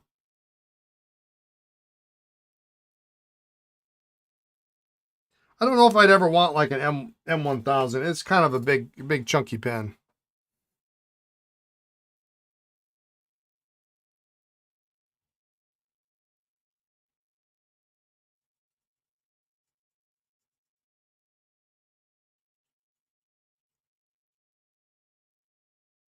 But M800 is a pretty nice size. The only problem with the M800 is, do you get the blue or do you get the red? Because that red is something else, isn't it? Yeah, beautiful nib, but it is huge. I mean, it's kind of the same size as a 149, but the 149 just doesn't seem to be so unwieldy. You know what I mean?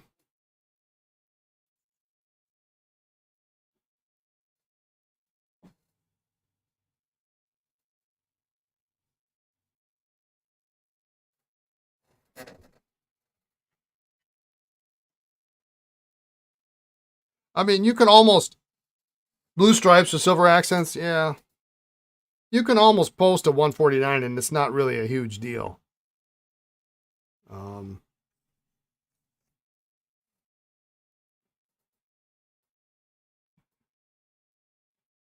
you post a 1000, and it just seems ridiculous. Yeah, the classic green. Yeah, I mean, I guess if I was going to get a green Pelican, it'd have to be a vintage piece. I'm just gonna polish this up right away as long as I got everything off of it. It's way easier to do it now. Like maybe a vintage 400 or 100N. Because the 800 is really kind of a modern incarnation, right? So if you're going to get the 800 because of its size, then you might as well get a more modern color. Stress them in, or that Renaissance brown was super pretty, or the ocean. What was it? The ocean blue, was that what they called that one? A number of years back.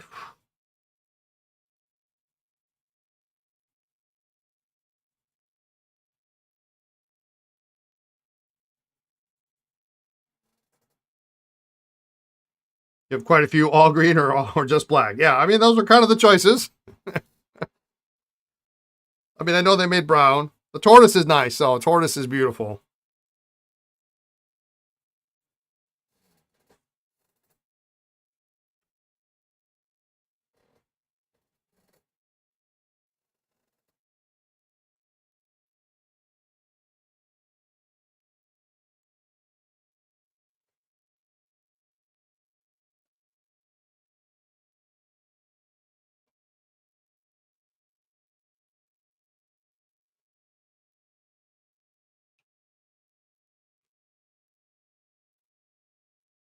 I don't know, I might get one someday. We'll see.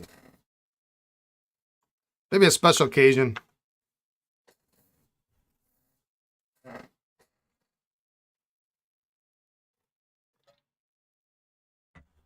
But, I can think of other pens that I would rather have if I was going to.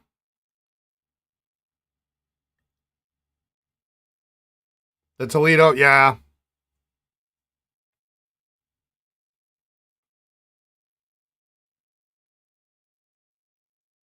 Wow, you slippery little bugger.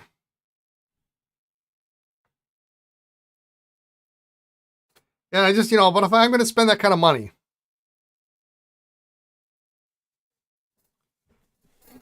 for me, there might be there would be probably different options that would probably be.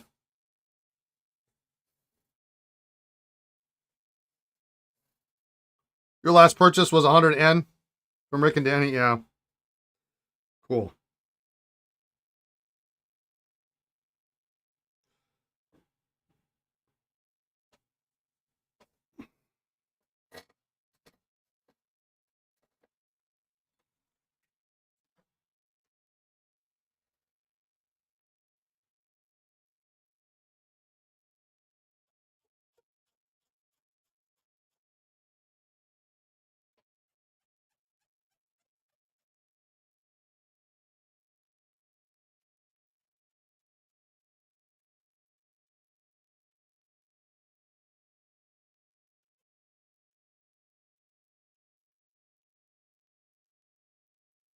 Of course, now that I think about it, I'm having a hard time thinking of um,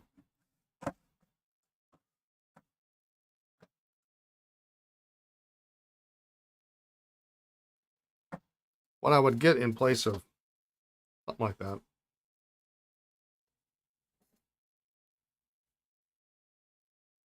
Let's just say the money appeared. The other thing is it have to be something.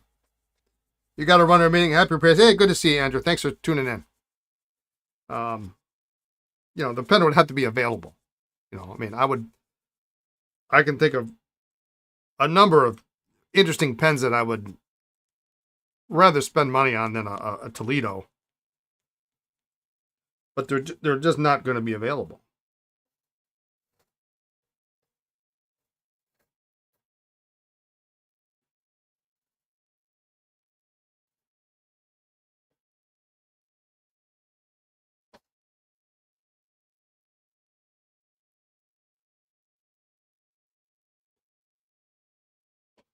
Like I saw, actually, Danny and Rick had a Conklin 75 at their table. Now it was a problem pen. Um, Chipped cap replaced with a huge. I mean, it was, gosh, solid 2-inch gold cap band. I mean, it was almost not. It was hard not to see it on the table. But a 75, Conklin 75 Crescent.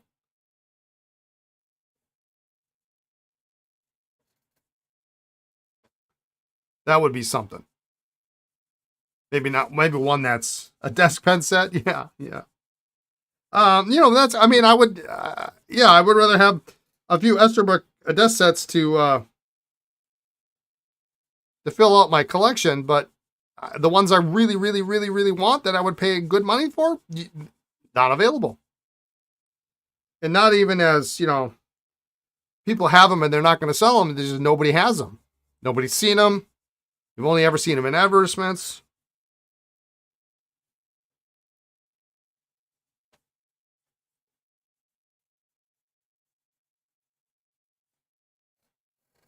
That turned out all right, huh? Cheers.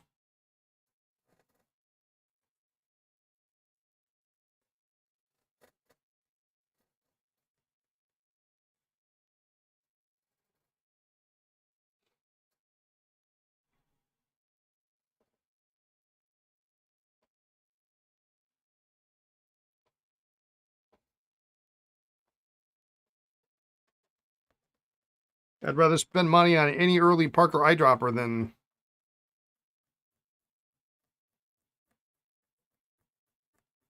probably any Pelican. But that's just me, you know.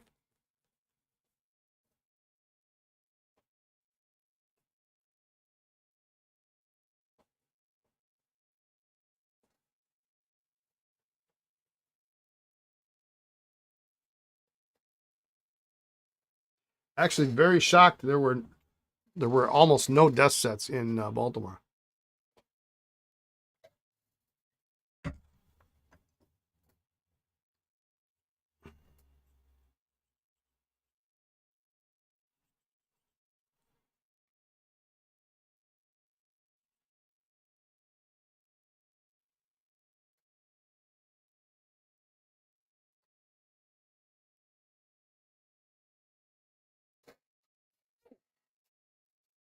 Well, that'll change in. There's always death sets in Chicago, so.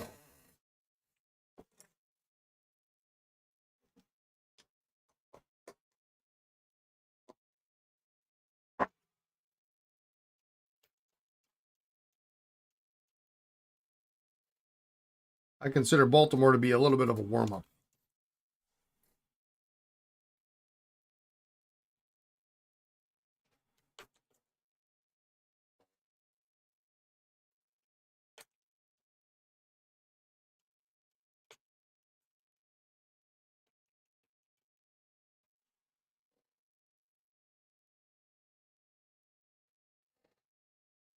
All right, we'll let that dry a little bit.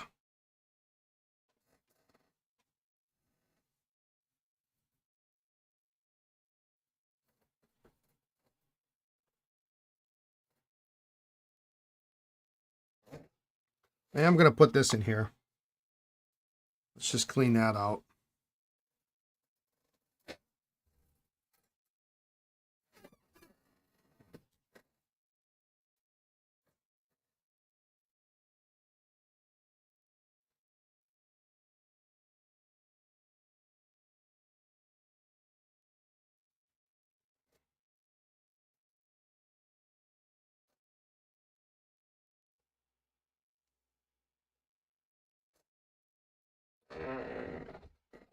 Can't believe twice in one stream I'm going to use section pliers. When you get a small section though, like this on Esterbrook pastels, they have the tiny section, or even some like Deb Vacuumatics. They're just really hard to grab with your fingers unless you have small, very strong fingers.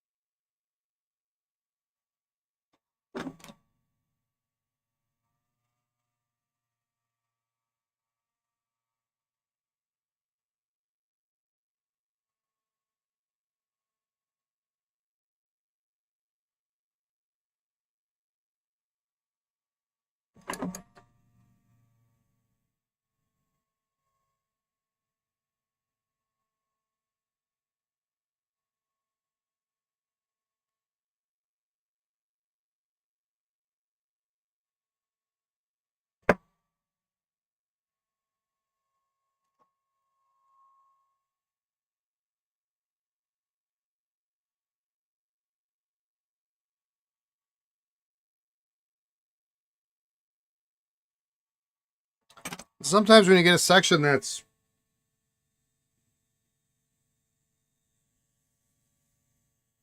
sealed in like this, you have to look at it real close because there might be a reason it's sealed. The reason might be that someone just sealed it up. Usually they fit tight enough you really don't need any kind of sealant, but there might be a crack.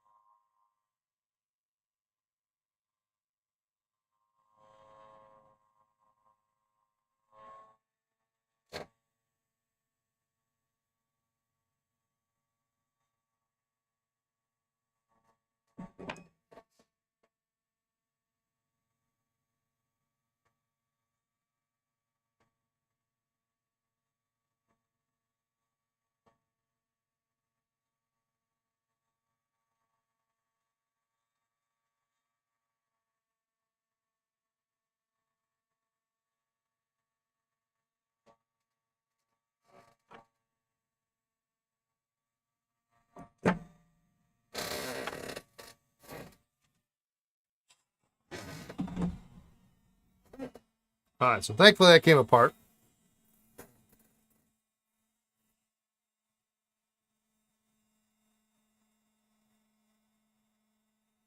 Sack is actually still pliable, but it's not.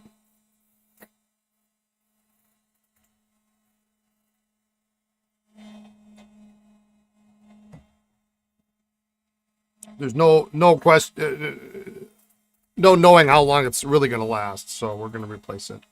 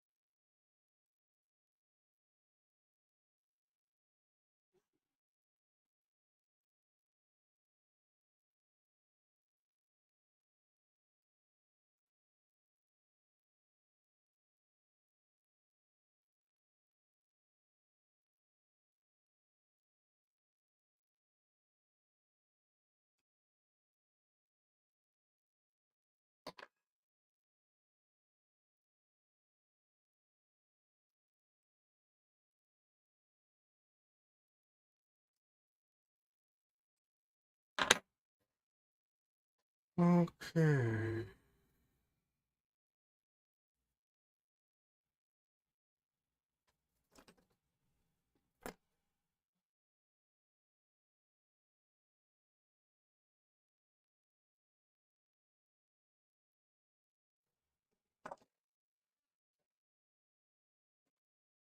Run that very ultrasonic.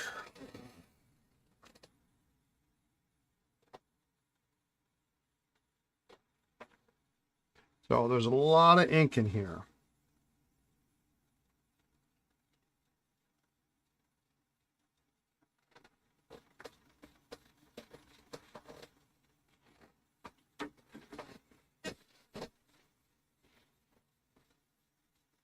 Just run that through. Let's see. Well, that looks like a big sack, doesn't it? That doesn't look like a 16. This looks like a 17 or 18 maybe.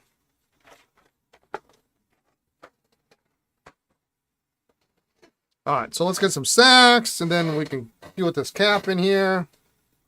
We'll come back to that Lonely All-Star. How are we doing on time? 4:27. Good.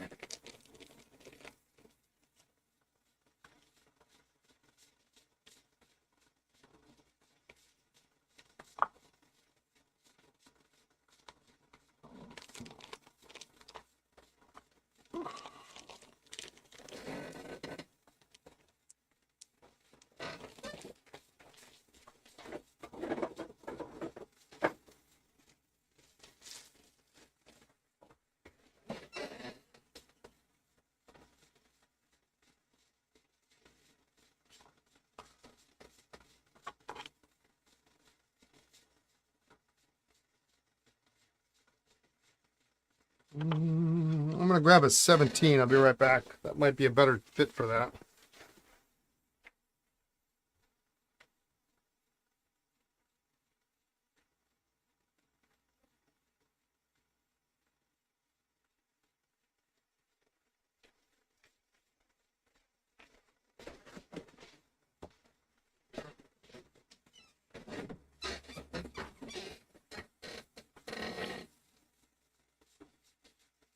Yeah, we'll do that.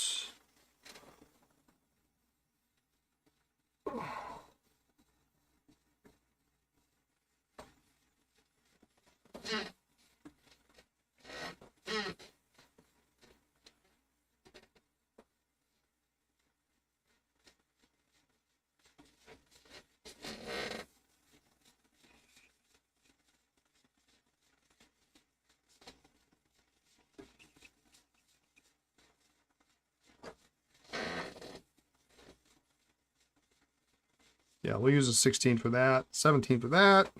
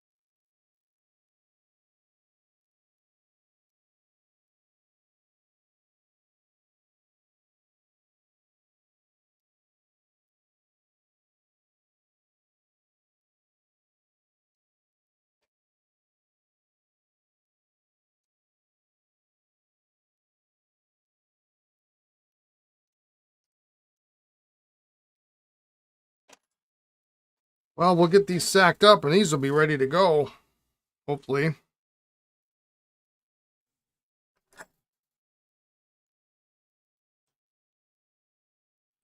Tomorrow, which is good because I know I've got at least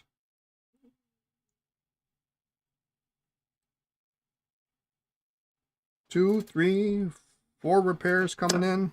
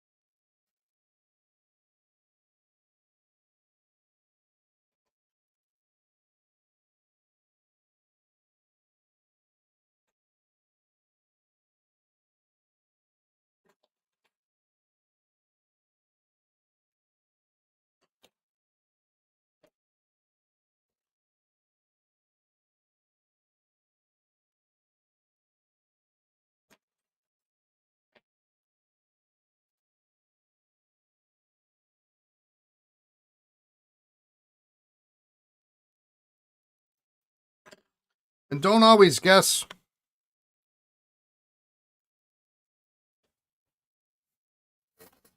And I usually keep the, I usually keep some of the sacks here as reference, but don't always use that as gospel because you never know, that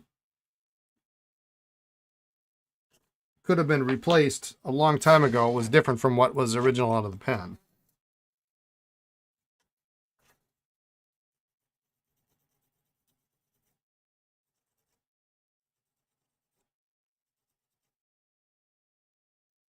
And it may or may not have worked well. It may have been cut too long. It may have been too big. It may have been too small.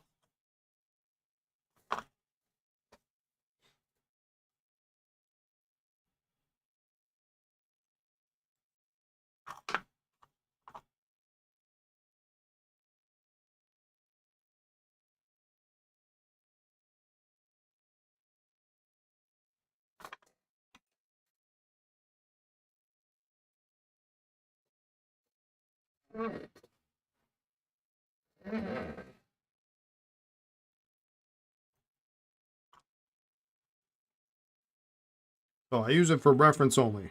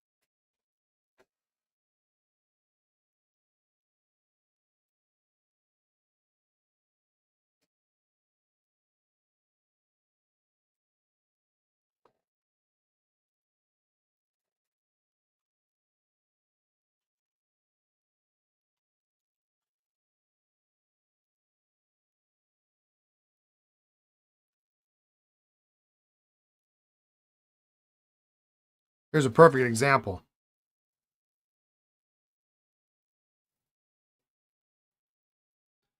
That's lined up with our section nipple. And I've cut this one deliberately a smidge short to allow for better access for the pressure bar. This one was super short.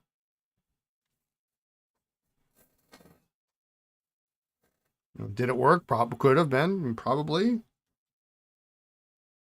Was it wrong? Maybe not.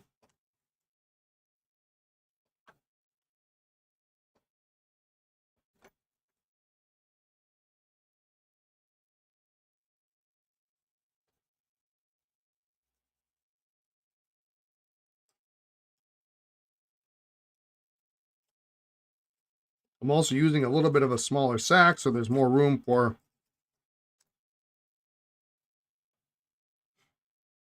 the pressure bar around the outside.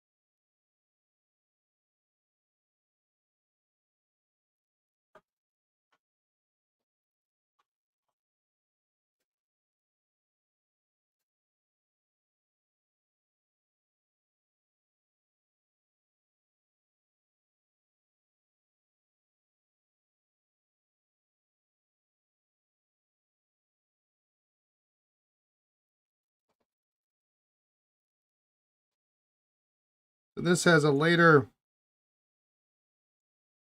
looks to be a correct nib, but a later replacement feed, which is interesting because usually if you got a replacement feed, you've got a vacuumatic replacement nib. The ones with the star at the base of the nib.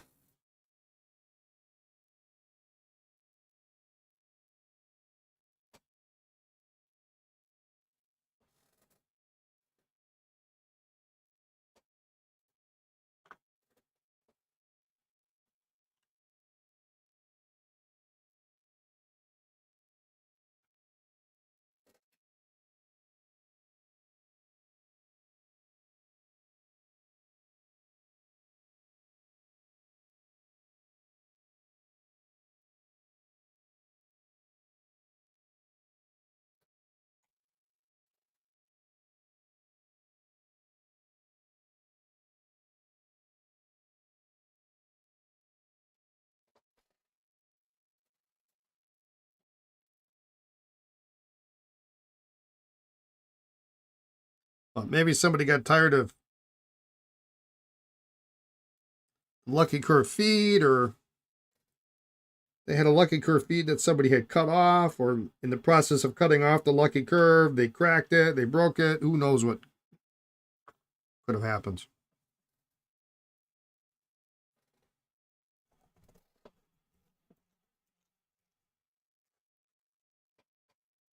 All right.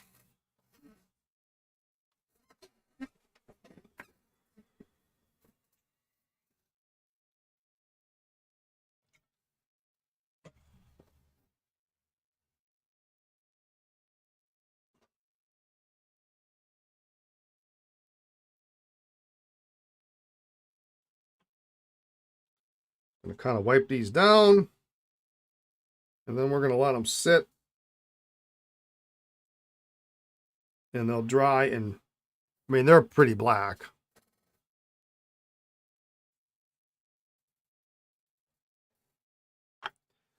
The look on my client's face when he saw his 452 set after I had blackened it was something else.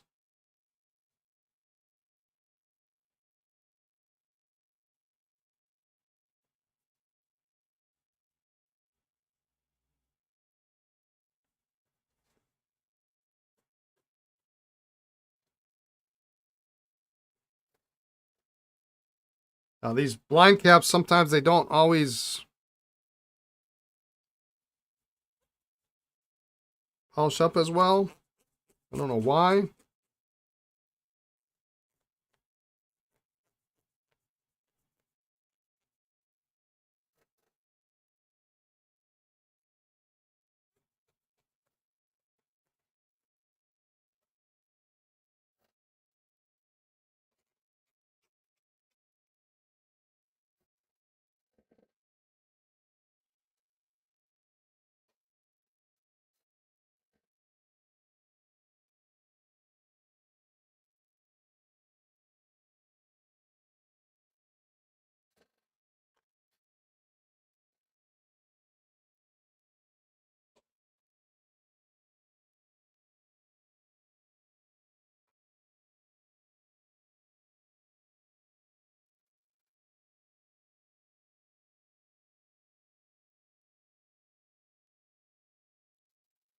So we're going to let that dry because sometimes you just constantly just putting stuff on there, and we'll buff them up nice tomorrow.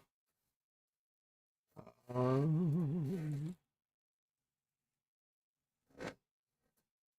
I got a cap in here. Take that out.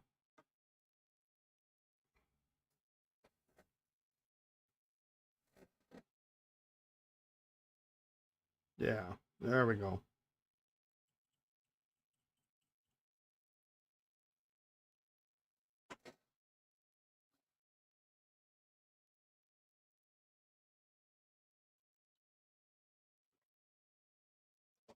Do a little rinse with some water.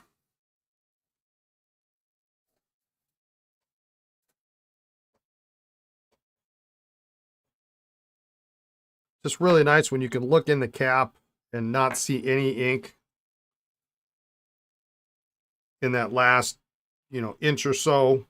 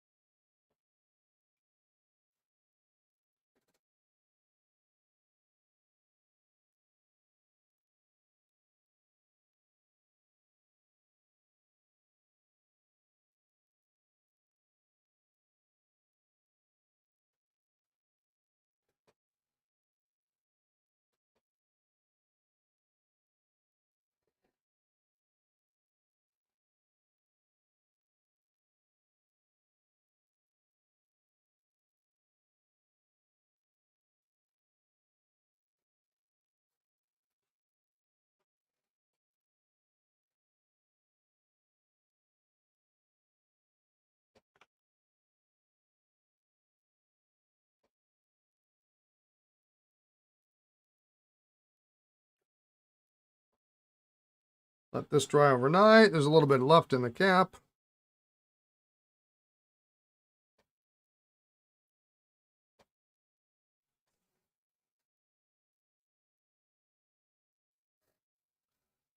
So let's do a quick polish on it while we're at it here.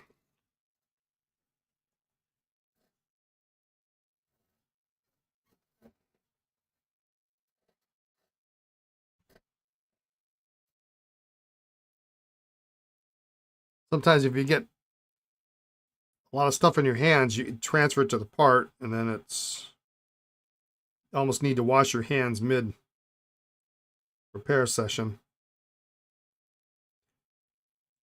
Polish is good for that too. It'll dry in your fingers, and then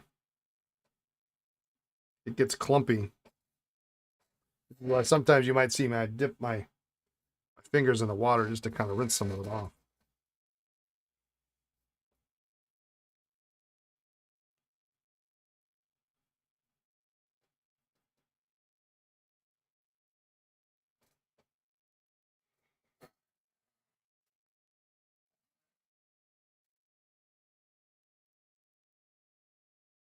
I don't know how often he's going to use this little vest pocket, but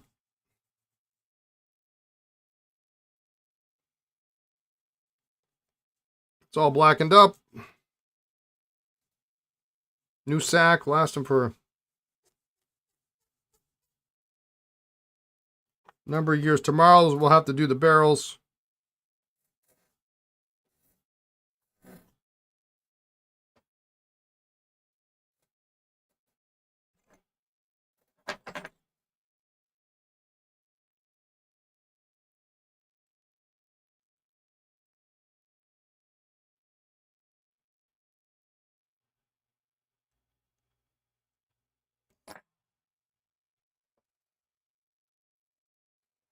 Or I can just do them now.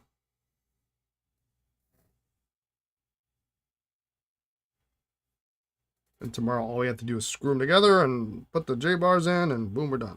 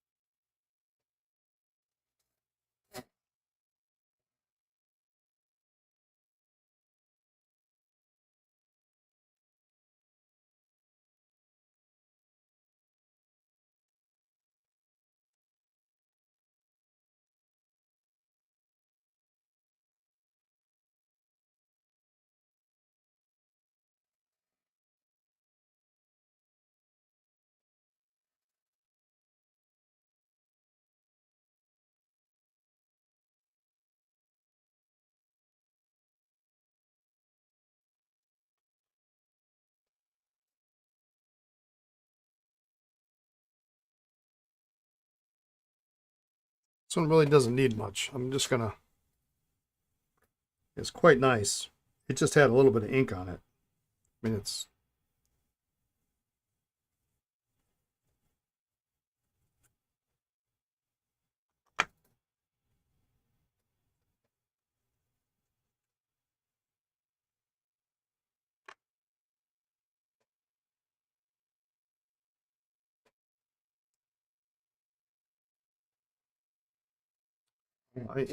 before I leave, I am gonna tackle this, some of this brassing on the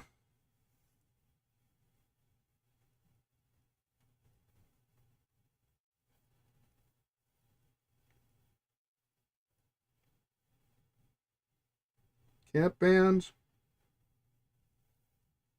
You can see it coming off on my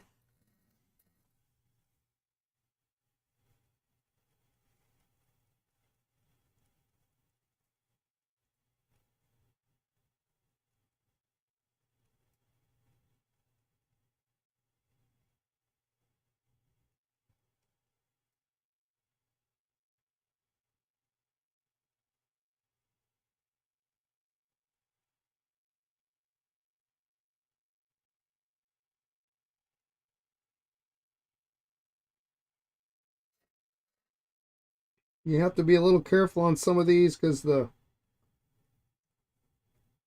trim is pretty thinly plated, or it's thin gold fill.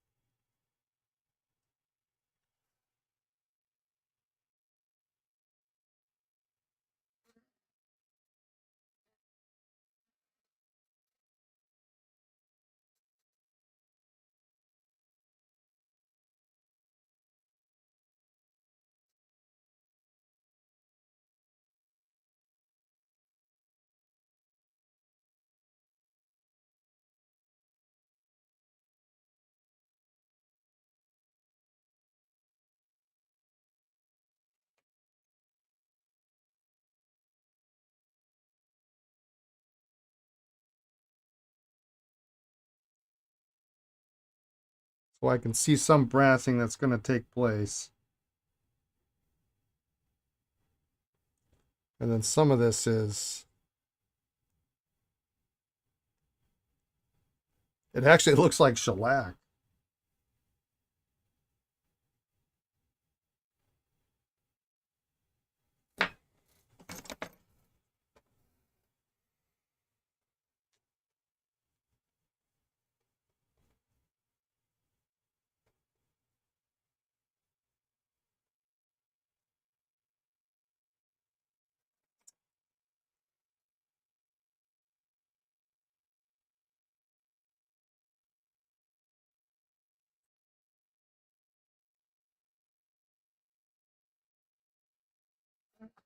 We're going to let that sit.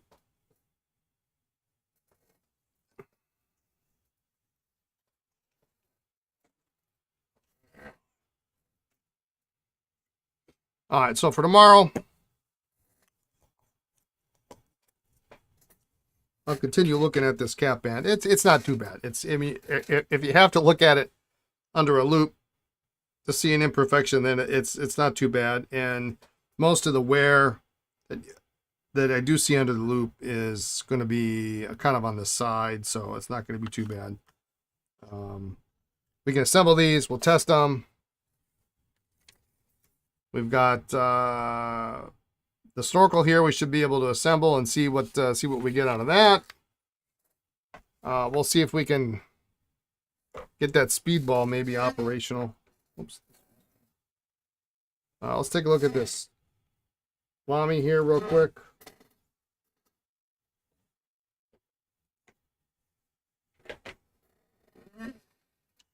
But we can buff up these parts. These pens will be good to go tomorrow, I think.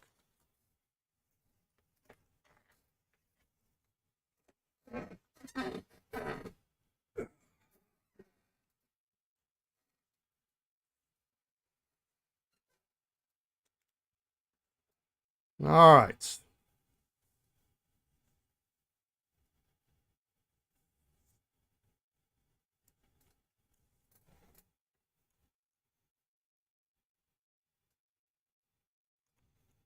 I don't see any leakage.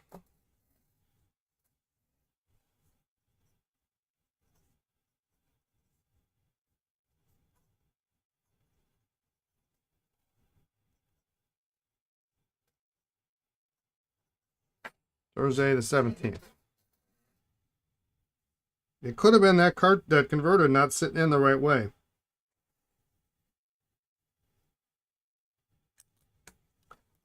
The litmus test is going to be whether or not if it's fine tomorrow, I say that was the problem.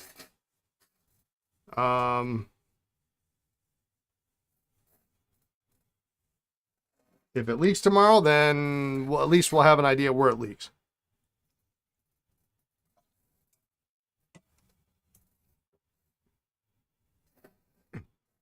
And yeah, I'll put a refill in that pen for Lisa and see if she wants it. Probably won't, but I guess guys got to try, right?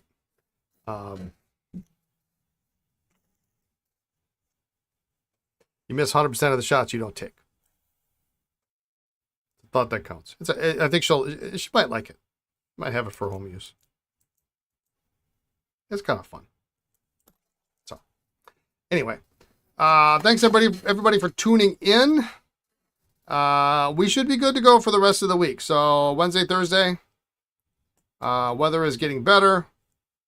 We pick up Lisa's mom Thursday after work, so I will be out of here promptly on Thursday at 4. So probably a little bit earlier.